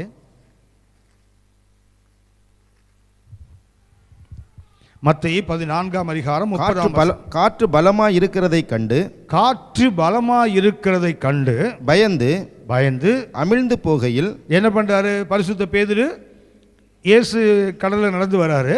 இவங்க படகுல தத்தளித்து கொண்டு இருக்கிறாங்க. அவர் கடலில் நடந்து வரும்போது என்ன பண்ணாங்க, இவங்கெல்லாம் பார்த்து எப்படி கத்துனாங்களாம், ஆவேசம்னு கத்துனாங்களாம். இயேசுநாதர் எப்படி பார்த்தாங்களாம், பேயின்னு பார்த்துருக்கான் பாருங்களேன். இயேசு தண்ணி மேல் நடந்து வராரு. ஆனால் இவன் என்ன சொல்லி நினச்சிட்டு இருக்கிறாங்க, ஆவேசமா. அதாவது தேவனை பேயின்னு கூப்பிடுறான், அவன் பேய தேவன் கூப்பிடுறான். உலகத்தில் பிசாச தேவன் கூப்பிடுறான், நம்மளால பாருங்களேன் தேவனை பிசாசுன்றான் பாருங்களேன். இதான் நமக்கு வர கேடு. இதுதான் என்ன பண்ணுறான், அவன் நடந்து வந்தால் பேயின்னு கத்துறான். உடனே ஏன் சொன்னார், பேய் இல்லைப்பா, அது நான் தான்ப்பா. ஒன்று நம்மால் கேட்குற, ஆண்டவரே நீரையானால் நானும் நடந்து வர கட்டளையிடும், உடனே இயேசு என்ன பண்ணிட்டாரு, வாடினார் இல்லையா, பேதுரு தண்ணீர் மேலே நடக்க ஆரம்பிச்சார் இல்லையா, ஆரம்பிச்சாரா? பேதுரு தண்ணீர் மேலே நடந்தாரா? பேதுரு நடந்தார் இல்லையா? இயேசு வாடினோன்னு நடந்தார் இல்லையா? எது மேலே? தண்ணீர் தானே நடந்தார், தண்ணீர் மேலே தான் நடந்தார். இல்லை, இயேசு வாடினார் தெரியுங்களா, அந்த வார்த்தையில் நடக்கிறாரு. வா வா வா அப்படின்னு நடக்கிறான். எதில் நடக்கிறான்? தண்ணீரில் நடக்கலை, கர்த்தருடைய வார்த்தையின் மேலே வா வா வா நடக்காம பாருங்களா. ஆள் எப்போ வார்த்தையை விட்டாரோ உள்ளே போயிட்டாரோ, அவ்வளோதான். நடந்தது தண்ணீர் மேலே இல்லை, தேவனுடைய வான்னு சொன்னாருங்களா, அந்த வார்த்தையில் நடந்தார். வார்த்தையை பார்க்கல, காட்டையும் கடலையும் பார்த்து வார்த்தையை விட்டால் கீழே போயிட வேண்டியதுதான். அவர் தண்ணீரில் மூழ்கும் போது, இந்த வசனம் திரும்பி வாசிங்க, 30ஆம் வசனம். காற்று பலமாய் இருக்கிறதை கண்டு பயந்து பயந்து அமிழ்ந்து போகையில், நல்ல கவனிங்க, மொத்தமாக அமிழ்ந்து போயிடல, he started sinking. அப்படி போயிட்டே இருக்கிறாரு. போகும்போது என்ன பண்றாரு பாருங்க, வாசிங்க. ஆண்டவரே ஆண்டவரே என்னை ரட்சியும் என்று கூப்பிட்டார். கவனிங்க, தண்ணி மேல வார்த்தையில் நடந்து போனாரு. சுற்றுச்சூழலை பார்த்தார், உள்ள போறாரு இல்லையா. நம்ம பாட்டி சொல்லி கொடுத்தா தெரியுங்களா, ஒருத்தர் தண்ணிக்குள்ளே போனால் எத்தனை முறை வருவானா? தண்ணிக்குள்ளே போனால் எத்தனை முறை வருவான்? 3 முறை தானே. ஒரு முறையில் போனவன் நிறைய பேர் இருக்கான். ஒரே முறையில் மேலேருந்து டைவ் அடித்தான், திருப்பி வரவே இல்லை ஒருத்தன். நம்ம என்ன பண்ணுவோம், உள்ளே போனான்ல 1, ஏன்னா பாட்டி சொல்லியிருக்கால 3 தடவை வருவான், அதுக்கப்புறம் பார்த்துக்கலாம், 1 லாபம் அப்படின்னு சொல்லி உட்காந்துக்கணுமா?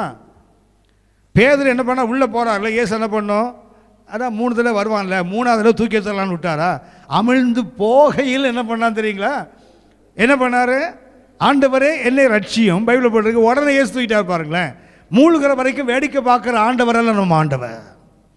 அவர் மூழ்கும் போது அவருக்கு யாரும் கவுன்சில் பண்ணலை, டே இயேசுவை நோக்கி கூப்பிடுறா அப்படின்னு சொல்லலை பாருங்களேன். there was nobody to counsel him. பேதுரு தண்ணியில் மூழ்கும்போது கூட யாராவது இருந்தாங்களா? படகுல தான் இருந்தாங்களே தவிர கூட இல்லை. நீங்களும் நானும் ஆவிக்கு வாழ்க்கையில் மூழ்கி போகும்போது இன்னொருத்தர் வந்து தூக்குவார்னு காத்திருக்காதீங்க. கால் டு காட், தேவனுக்கு கதருங்க. அதை தான் அவர் செய்தார். யோசித்து பாருங்க, இயேசு அவங்களுக்கு என்ன ஜெபிக்க கற்றுக் கொடுத்தார்? இயேசு அவங்களுக்கு என்ன ஜெபிக்க கற்றுக் கொடுத்தார்? மத்திய 6ஆம் அதிகாரத்தில் கற்றுக் கொடுத்துட்டார்ல, 14ஆம் அதிகாரம் தான் மூழ்கிறாரு. 6ஆம் அதிகாரத்திலே கற்றுக் கொடுத்துட்டார். என்ன கற்றுக் கொடுத்தார்? பரமண்டலுக்கு எங்கள் பிதாவே, உம்முடைய நாமம் அர்ச்சிக்கப்படுவதாக, உடைய ராஜ்யம் வருவதாக, உடைய சித்தம், இப்படி சொல்லி கடைசியில் தீமையினின்று ரட்சித்துக் கொள்ளும் கடைசியில் தான் இருக்குது. அந்த ஜெபத்தை இவர் சொல்லியிருந்தார்னா 300 அடி கீழே போயிருப்பார். அதாவது என்னை தீமையிலிருந்து ரட்சித்துக் கொள்ளுன்னு சொல்கிறதுக்குள்ளே பேதுரு எங்கே போயிருப்பார்? கடலோட அடிமட்டத்துக்கே போயிருப்பார். அவர் மூழ்கின கலிலேயா கடலுக்கு ஆழமே 150 அடி தான். அதை நடந்தார், உள்ளே போனார் தெரியுங்களா. அந்த கடலுக்கு அதிகபட்ச ஆழமே 150 அடி தான்.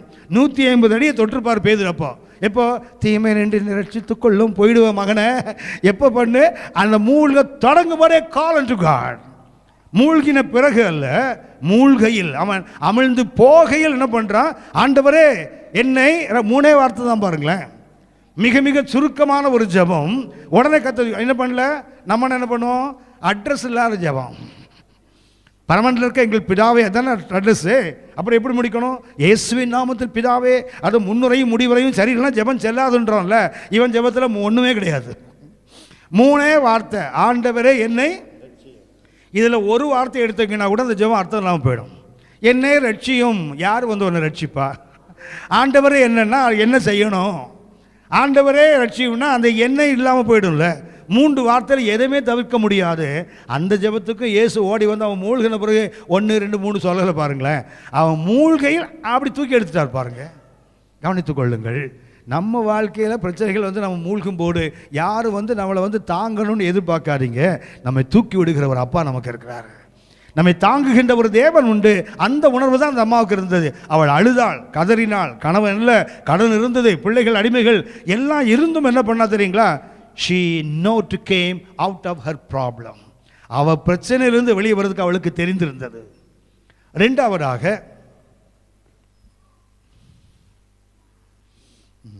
நேரம் முடிஞ்சு போச்சு, அதான் பார்த்தேன். சரி கவனிங்க, இன்னும் 4 கருத்து இருக்காது, அந்த விலைக்கு சொல்ல முடியாது எனக்கு, சொல்லிட்டு போயிடுறேன். 2வது அந்த 1ஆம் வசனத்தை பார்த்தீங்கன்னா அவள்கிட்ட அந்த முக்கியமான ஒன்று தெரியுங்களா? வந்து அவள் எலிசாட்டு சொல்கிறா, என் கணவன் உம்மோடு வேலை செய்த நம்முடைய அடியான் செத்து போயிட்டாரு. என்ன சொல்கிறா தெரியுங்களா? அடுத்து என்ன சொல்லுவா? கடன் கொடுத்தவன்னு சொன்னாலே தவிர என் வீட்டுக்காரன் கடன் வாங்கினான்னு சொல்லலை பாருங்களேன். அவள் என்ன சொல்லலை? அதாவது கடன்கார பாவி வந்தான் அவனை திட்டாளத்தில் உன் வீட்டுக்காரனை திட்டு அவன்லாம் கடன் வாங்கினான். கடன் வாங்கினது வீட்டுக்காரன், ஆனால் யாரை சொல்கிறா? கடன்கார பாவி வந்துட்டான் என் பிள்ளைய அப்படி தான் திட்டுறான். அதுக்கு அத்தனை தெரியுங்களா? கூட இருக்கிறவங்கள குற்றம் சொல்லாதீங்க. உன் பிரச்சனை நீங்கள் வெளியே வரணும்னு சொன்னால் never complain the people who are living with you. இன்னைக்கு நமக்கு பிரச்சனை என்ன தெரியுங்களா? நம்மோடு இருக்கிறவன் உருப்படாதவன், ஊரில் உள்ளவன் நல்லவன். பார்த்துருக்கீங்களா? ஒரு துப்பு கட்ட மனுஷனை வீட்டில் வச்சு குடும்பம் நடத்துகிறேன் பிரதர். அவன் வந்தானே அவன் வீட்டை நாசம் பண்ணுறவன். ஆனால் நமக்கு என்னென்னா நம்ம வீட்டுக்காரனை தவிர இது எல்லாவனும் புத்திசாலி, திறமசாலி, ரொம்ப நல்லவன். நம்ம வீட்டில் உள்ளவர் தான் உருப்படாதவன். அது நம்ம நம்பிக்கை. அவன் என்ன பண்ணா தெரியுங்களா? குற்றம் கண்டுபிடிக்கல. பாருங்களேன், கடன் கொடுத்தவன் சொன்னாலே தவிர கடன் ஏன் வாங்கினா அவளுக்கு அந்த காரணம் தெரியுது. பாருங்க, ஏன்? என் கணவன் கர்த்தருக்கு பயந்து நடந்தான். என்ன சொல்றா? உண்மையா ஊழியம் செய்தான், ஒரு பேரும் காணிக்க கொடுக்கல, அதனால கடன் வாங்கி சாப்பிட்டு செத்தான். ஒன்று தெரியுங்களா? எனக்கு என்ன ஆச்சரியம்னா, அவன் தீர்க்க தெரிச்சு கடலில் சாவானா? எங்கே ஒரு பாஸ்டர் செத்தா கூட நியாயம் இருக்குது, என்ன மாதிரி ஒரு பைபிள் டீச்சர் செத்தா கூட நியாயம் இருக்குது. தீர்க்க தெரிச்சு கடலில் சாவானா அப்படின்னா அதான் அவன் காரணம் சொல்றா. அவன் யாரு? கர்த்தருக்கு. அது கத்தனை கர்த்தர் சொன்னதை மாத்திரம் சொன்னான், ஒரு பேரும் காணிக்க கொடுக்கல. கர்த்தர் சொன்னதை அப்படியே ஒரு தீர்க்க தரிசி சொன்னான்னு வச்சிங்களேன், ஒன்றில் அடிபட்டு சாமான், இல்லை கடன்காரனா சாமான், ரெண்டில் ஒன்று தான்.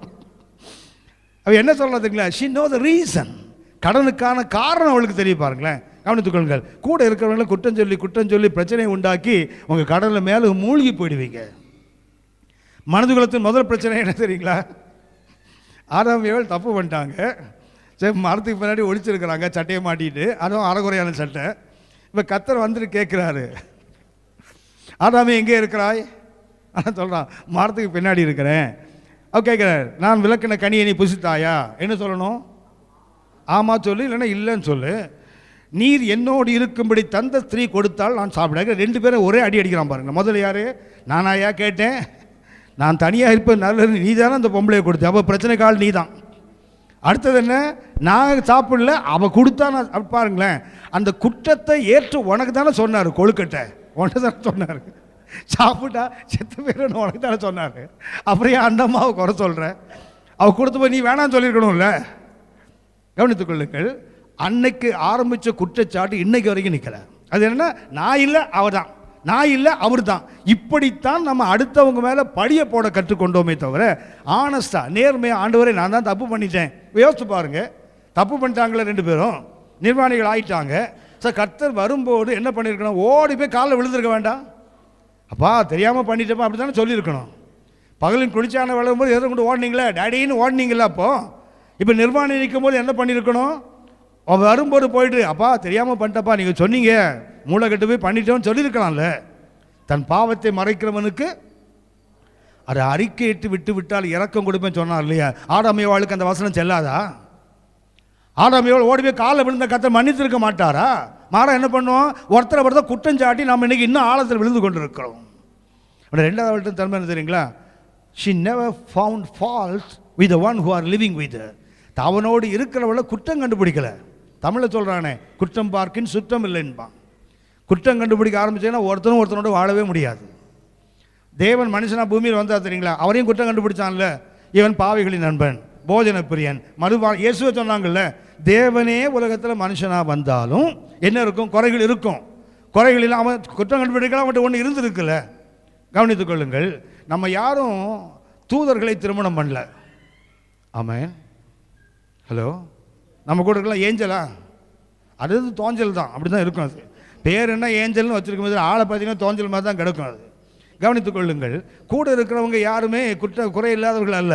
என்கிட்ட குறை இல்லையா? என் மனைவிட்ட குறைய பார்த்தா என்கிட்ட குறை இல்லை, அவளுக்கு ஒரு விதமான, எனக்கு வேற ஒரு விதமாக இருக்குது. அது ஒரு கேட்டகரி, நம்ம ஒரு கேட்டகரி. மொத்தத்தில் எல்லாட்டையும் ஓட்டத்தில் இருக்குல்ல.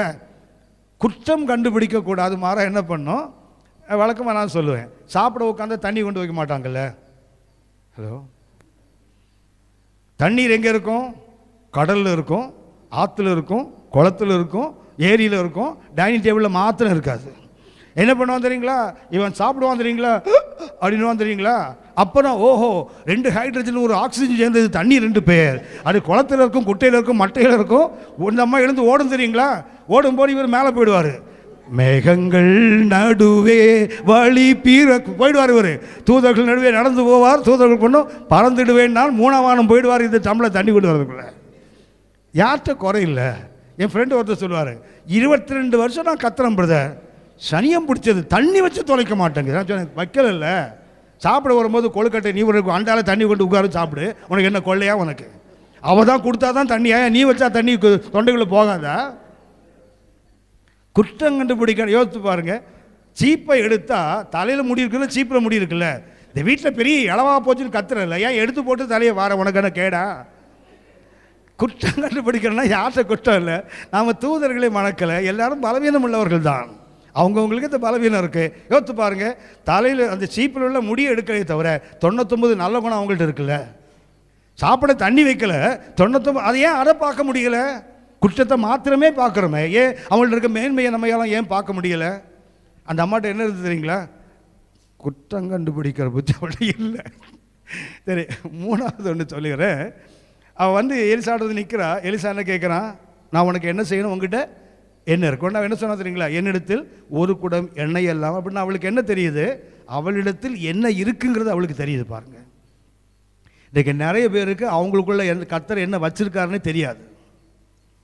அடுத்தவங்கள பாராட்டுறோம், அடுத்தவர் கர்த்தருக்கு சூப்பராக ஊழியம் செய்கிறான்னு சொல்கிறோம்ல, நமக்குள்ளே உள்ள கிருபை என்னைக்காவது நான் திரும்பி பார்த்தோமா? யோசித்து பாருங்கள். பாத்ரூமில் கிச்சனில் எத்தனை அக்காமா நல்லா பாடுறாங்க தெரியுங்களா? சிஸ்டர் ஹேமாஜான் தூள் கிளப்பி பாடுறாங்க. வீட்டுக்குள்ளே அதை சாப்பிட்ற ஒரு ஹேமாஜான் வீட்டுக்குள்ளே இருக்கிறோம். என்னைக்காவது உனக்கு அந்த வாசனை தெரிஞ்சிருக்குதா? ஏன்னா நமக்குள்ளே இருந்தால் அது கேவலம், அடுத்தவங்களுக்குள்ள இருந்தால் அதை பாராட்டுறோம்ல. நமக்குள்ளே ஏன் கிருபை இருக்குது? அது ஏன் நம்ம பாராட்டுறது இல்லை? ஒரு மீட்டிங் போயிட்டு வரும்போது ஒரு பைக்கில் வராரு, பின்னாடி மனைவி உட்காந்துருக்காங்க. இவர் பாராட்டுறாரு. அங்கே ஒரு சிஸ்டர் பாடினாங்களே, என்னம்மா பாடினாங்க தெரியுமா? ஐயோ ஜோயோ நீ இருக்கிறைய. இந்த அம்மா நினச்சிக்கிறாங்க, கழுதைக்கு தெரியுமா கற்பூர வாசனை? நானும் தான் பாடுறேன், என்னைக்காவது நீ கேட்டிருப்பியா? அதை யோசித்து பாருங்க. இந்த குக்கரி அந்த கிராக்கரி எல்லாம் பார்த்து சில சமையல் பண்ண தெரியுங்களா? சூப்பராக சமையல் பண்ணி வச்சுருக்கோம், புதுசு புதுசாக செய்யும் சில அம்மா. வழக்கமாக தமிழில் சொல்லுவான், நல்ல சமைக்கிற மனைவிக்கு கணவன் கிடைக்க மாட்டான், நல்ல சாப்பிட்றவனுக்கு நல்ல மனைவி கிடைக்காதான். இது ஏழாகூடம் தான். நல்ல ஒரு அம்மா சமைச்சுன்னா ஒரு கழுதை ஒன்று மாட்டிக்கும், அதுக்கு வாசனையே தெரியாது, வந்து அப்படி கொட்டிட்டு உட்காந்துருக்கோம். இந்த அம்மா அப்படியே பார்த்துட்டு நிற்கும், எல்லாத்தையும் போட்டுட்டு பார்த்துட்டே நிற்கும். அடுத்து என்ன சொல்ல தெரியுங்களா? என்னங்க சாப்பிட்டீங்களா? எப்படி இருந்து போயிடும். அது பார்த்தீங்கன்னா 4 மணி நேரம் பாடப்பட்டு ஏற்ற விட்டு ஆண்டி பக்கத்து வீட்டு பண்டாரம் எல்லாத்தையும் கேட்டு அது சமைச்சு வச்சுருந்தா இதுக்கு வாசனையே தெரியாமல் புலம்பிட்டு போயிடும். அவ்வளோதான். கவனித்துக்கொள்ளுங்க, நமக்குள்ளே இருக்கிற கிருபை நமக்கு தெரியணும். 4வது என்ன தெரியுங்களா? அவள் என்ன கேட்குறா? அவன்கிட்ட போயிட்டு, இவளுக்கு பிரச்சனையே கடன் பிரச்சனை. அவன்கிட்ட போய் என்ன கேட்குறா? கடன் தீங்க வழி சொல்லுப்பா. அந்த புண்ணியவான் சொல்கிற ஆலோசனை பாருங்களேன். தமிழில் போட்டிருக்கோம், போய் அநேக வெறும் பாத்திரங்களை வாங்கின்னு போட்டிருக்குது. இங்கிலீஷில் பார்த்தீங்கன்னா கோ அண்ட் பாரோ மோர். பிரச்சனையே கடன் பிரச்சனை. அவள்கிட்ட போய் என்ன இன்னும் போய் கடன் வாங்கிட்டான் பாருங்க. அவள் என்ன யோசிச்சிருக்கணும்? அவன் வாங்கின கடனுக்கே பிள்ளைங்க போகிறான், நான் போய் கடன் வாங்கினா என்னையே பிடிச்சி போயிடுவான். அப்படி தானே யோசிக்கணும் அவன். ஆனால் அவள் அதை யோசிக்கல பாருங்களேன். இவளுக்கு பிரச்சனை கடன். அவள்கிட்ட போனால் என்ன பண்ணுறான்? கோ அண்ட் பாரோ மோர், இன்னும் நிறைய பாத்திரத்தை கடன் வாங்கு. அவளுக்கு அது புரிஞ்சிருக்காது. பிரச்சனை கடன், கடன் வாங்க சொன்னால் புரிஞ்சிருக்குமா? ஆனால் அவன் என்ன பண்ணா தெரியுங்களா? தேவ மனிதன் சொன்னால் புரியுதோ புரியலையோ அப்படியே கீழ்ப்படிச்சான். டோட்டல் ஒபீடியன்ஸ், அதுதான் முக்கியமானது.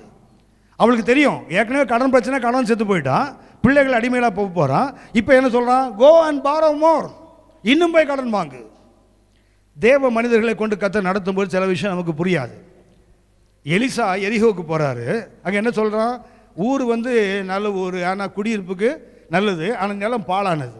அது என்ன? உப்பு இருக்குது தண்ணியில். என்ன சொன்னான் தெரியுங்களா? ஒரு புது தோண்டி எடுத்து உப்பை கொண்டு வாடான்றான். பிரச்சனை உப்பை கொண்டு வாண்டான். ஏன்டா கிறுக்கா, பிரச்சனையே உப்பு, நீ உப்பை அப்படி கேட்கணும்ல. அவன் கேட்கல பாருங்களேன். அவனுக்கு புரிஞ்சிருக்காது. தேவனுடைய நடத்துதல் என்பது நமக்கு புரிஞ்சுதோ புரியலையோ கீழ்ப்படிதல் தான் ஆசீர்வாதத்தை கொண்டு வரும். 5வதாக கொண்டு சொல்லுகிறேன். அவன் என்ன பண்ணா? எண்ணெய்லாம் வந்துட்டுல, வீடு முழுதும் எண்ணெயாக இருக்குது. கடலில் கடந்தவர்களுக்கு வீடு முழுதும் எண்ணெய் பைத்தியமே பிடிச்சிருக்கும். நம்மளுக்கு அதான். இல்லாதவனுக்கு கொஞ்சம் வந்துன்னு வச்சுங்களேன், அத்தராத்தில் ஒரு கொடையை பிடிச்சி தெரியுமா, என்னடா கேட்டால் வந்துட்டுல. கவனித்துக்கொள்ளுங்க. இவளுக்கு என்ன ஆச்சுது?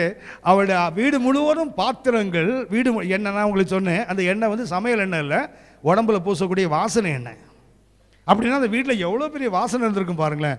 எல்லாம் அண்டா குண்டா கப்பு டம்ளர் எல்லாத்துலையும் என்ன இருக்குது? எண்ணெயாக இருக்குது, வாசனை நிரம்பி வழியுது. நம்ம ஆளுக்கு அப்படி ஒரு ஆசீர்வாதம் வந்தால் மண்டையே கலந்துரும், அவ்வளோதான்.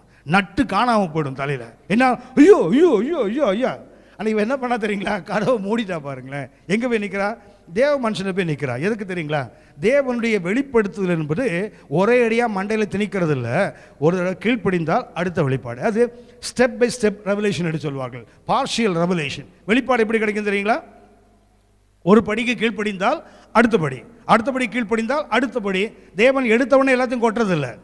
தமஸ்கு சாலையில் பவுல் விழுந்து கிடந்தா தெரியுங்களா? நான் என்ன செய்ய சித்தமாக இருக்கீங்க, நீ போய் உட்கார்றா, ஆள் அனுப்புகிறேன். உடனே ஏசுனா ஏன் அவருக்கு சொல்ல தெரியாதா? கொட்ட தெரியாதா? என்ன பண்ணுறாரு? அதை சொல்கிறேன்பா படிப்படியா. சங்கீதம் 119 105 பாருங்க. உங்களுடைய வசனம் என் கால்களுக்கு தீபம், பாதைக்கு. அதுக்கு அர்த்தம் என்ன? கால்களுக்கு தீபம்னா டார்ச் லைட்டு, பாதைக்கு தீபம்னா ஃப்ளட் லைட்டு. என்ன ஆகும் தெரியுங்களா? டார்ச் லைட் வச்சு யூஸ் பண்ணால் அடுத்த அடிக்கு தான் இடம் தெரியும். ஆனால் ஃப்ளட் லைட் வந்து ஆகும் அப்படின்னா கொஞ்சம் கொஞ்சமாக தேவனுடைய வெளிப்பாட்டில் நடக்க நடக்க அந்த ரெவல்யூஷன் முழுமை அடையும்.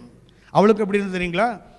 எண்ணெய் வந்தது, எண்ணெயை ஊற்றுன்னு சொன்னானது, அப்புறம் என்ன செய்யணும் எலிசா சொல்ல பாருங்க. நிறைய பேருக்கு எண்ணெய் வந்தால் பைத்தியம் பிடிச்சிடும். யார் இவனுக்கு ஜெபம் பண்ணானோ அவன்கிட்ட வரவே மாட்டான். ஏன்னா இங்கே வந்தவன் தசமம் கேட்பான்ல, அதுக்கே வரமாட்டான் ஆள். எண்ணெய் வந்தது அதோடு பிழைச்சமா, எண்ணெயை வித்தையா, காரை வாங்கினியா, ஹெலிகாப்டர் வாங்கினியா, ஒரு நாளைக்கு 7 வேளை கறியை தின்னையா, அப்படி தான் ஆகிடும் ஆள். ஏன்னா ஆசீர்வாதம் வந்துட்டுல. ஏன் அவளுக்கு என்ன தெரிஞ்சு தெரியுங்களா? யார் எனக்கு ஆசீர்வாதத்துக்கு வாய்க்கால கற்று பயன்படுத்தினாரோ அவன் முன்னாடி போய் நிற்கிறா பாருங்க. அப்படின்னா வர மாத்திரம் தெரியாது அவளுக்கு, திரும்ப வரவும் தெரியும் அவளுக்கு. வர தெரிந்தது திரும்பவும் வர தெரியும். நிறைய இன்னைக்கு அவளுக்கு பார்த்தீங்கன்னா வர தெரியும், திரும்பி வரமாட்டான். வர தெரியும், ஆசீர்வாதம் வாங்க ஓடி போயிடுவான், அது திரும்பி வரமாட்டான். அந்த பெண்ணிடத்தில் 5 கருத்துக்கள் நாம் ஜெபிப்போம். அந்த பெண்ணுக்கு எப்படி அவளுக்கு கடன் நீங்கி எதிர்கால தேவைகள் சந்திக்கப்பட்டதுன்னா, முதலாவது என்ன தெரியுங்களா? கண்ணீரை விட்டு எழுந்து வர அவள் அறிந்திருந்தவள். 2வதாக கூட இருக்கிறவங்களை குற்றம் கண்டுபிடிக்காதவள். 3வதாக தனக்குள் தேவன் என்ன வைத்திருக்கிறார் என்பதை அறிந்தவள். 4வதாக தேவ மனிதன் சொன்னது புரிஞ்சுதோ புரியலையோ அப்படியே கீழ்ப்படிந்தவள். 5வதாக வர தெரிந்தவள் மாத்திரமல்ல, திரும்பியும் வர தெரிந்தவள். அப்போ என்ன பண்ணுறான் தெரியுங்களா? அடுத்த வெளிப்பாடு சொல்கிறான் பாருங்களேன். இப்போ எண்ணெயை விற்று என்ன பண்ணு? முதல்ல கடனை கொடு, அப்புறம் உன் கடையை பார்க்கலாம். நம்மளால் பார்த்தீங்கன்னா இந்த ஆசீர்வாதம் முதல்ல என்ன பண்ணுவோம் தெரியுங்களா? திங்கிறத பார்ப்போம், அதுக்கப்புறம் கடக்கலாம் கழுத என்ன சும்மாவா கொடுத்தான், வட்டி வாங்கலை பாடானுவோம். கவனித்து நான் எப்போதுமே எனக்கு நான் ஒரு சட்டம் வச்சுருக்கிறேன். என் வாழ்க்கையில் கடன் இருக்கும்போது எனக்கு ரட்சிக்கப்பட்டேன்னு அதுக்கப்புறம் நான் கறியே சாப்பிடல. ஏன்னா கடன் வாங்குற பாவி உனக்கு ஒரு கறி, உனக்கு ஒரு கேடா? தொண்டையில் அந்த கறியை போடும்போது இது இடிக்கணும். கடன் வாங்கிட்டு ஊரில் உள்ள கடன் வாங்கிட்டு உட்காந்துட்டு உனக்கு கறி ஒரு கேடா, உனக்கு என்ன ஒரு புது சட்டை ஒரு கேடான்னு கேட்கணும்ல. நான் ரட்சிக்கப்பட்ட போது என்கிட்ட ஒரு கருப்பு பேண்ட்டு 2 வெள்ளை சட்டையும் தான் இருந்தது. அந்த வெள்ளை சட்டை கூட எதுன்னா, நான் குவாலிட்டி கண்ட்ரோல் ஒர்க் பண்ணதுனால அது ஒயிட் கோட் கொடுப்பான், ஓவரால் கொடுப்பாங்க. அந்த கோட்டு துணியில் சட்டை தைச்சி போட்டது அரக்கை சட்டை. முழுக்க சட்டை போட்டால் கூட 2 தைக்க முடியாதுன்னு சொல்லிட்டு அரக்கை சட்டை போட்டு அவ்வளோதான் என்கிட்ட இருந்தது. நான் ரட்சிக்கப்பட்டு வரும்போது ஒரு கருப்பு பேண்ட். ஏன் கருப்பு பேண்ட்னா எத்தனை நாள் போட்டாலும் தெரியாது. கருப்பு பேண்ட் போட்டால் எத்தனை நாள் போட்டாலும் தெரியாது. அதனால தான் கருப்பை இன்றைக்கு வரைக்கும் இந்த கருப்பை நான் விடலை. ஏன்னா அந்த நிலைமையை நான் இன்றைக்கி நான் மனசில் வச்சுருக்கேன். இந்த சட்டை எதுக்கு போடுறேன்னு சொன்னால், வெள்ளை சட்டை என்னால் வெள்ளை தான் போட்டுட்ருப்பேன் எப்போவுமே. வெள்ளை சட்டை வெளியூருக்கு போனால் நிறைய கொண்டு போக வேண்டியதாக இருக்குது, கட்டுப்படி ஆக மாட்டேங்க. இதுன்னா உங்களை ஏமாற்றிடலாம். 4 நாளைக்கு இதே சட்டையை திருப்பி திருப்பி போட்டு வந்துட்டு இருக்கலாம். பார்த்தீங்கன்னா தலைவர் நிறைய ஜிப்பாக வச்சுக்கா போகிற நினச்சிட்டு இருப்பீங்க. ஆனால் இருக்கிறது தலைவர்கிட்ட 2 தான் இருக்கும். ஆனால் வெள்ளை சட்டைலாம் காட்டி கொடுத்தோம். கவனித்துக் கொள்ளுங்கள். நமக்கு நான் யோசிப்பேன், கடன் இருக்கும்போது ஒரு துண்டு கறியை போட்டால் தொண்டையில் இடிக்கணும். உனக்கு கறி ஒரு கேடா? கடனை கொடுத்துட்டு அப்புறம் சாப்பிடு. அதை தான் அவன் சொல்லி கொடுத்தான். போய் எண்ணெயை விட்டு முதல்ல கடனை தீரு, அதுக்கப்புறம் ஜீவனம் பண்ணலாம். ஜெபம் பண்ணலாமா? ஜெபிப்போமா?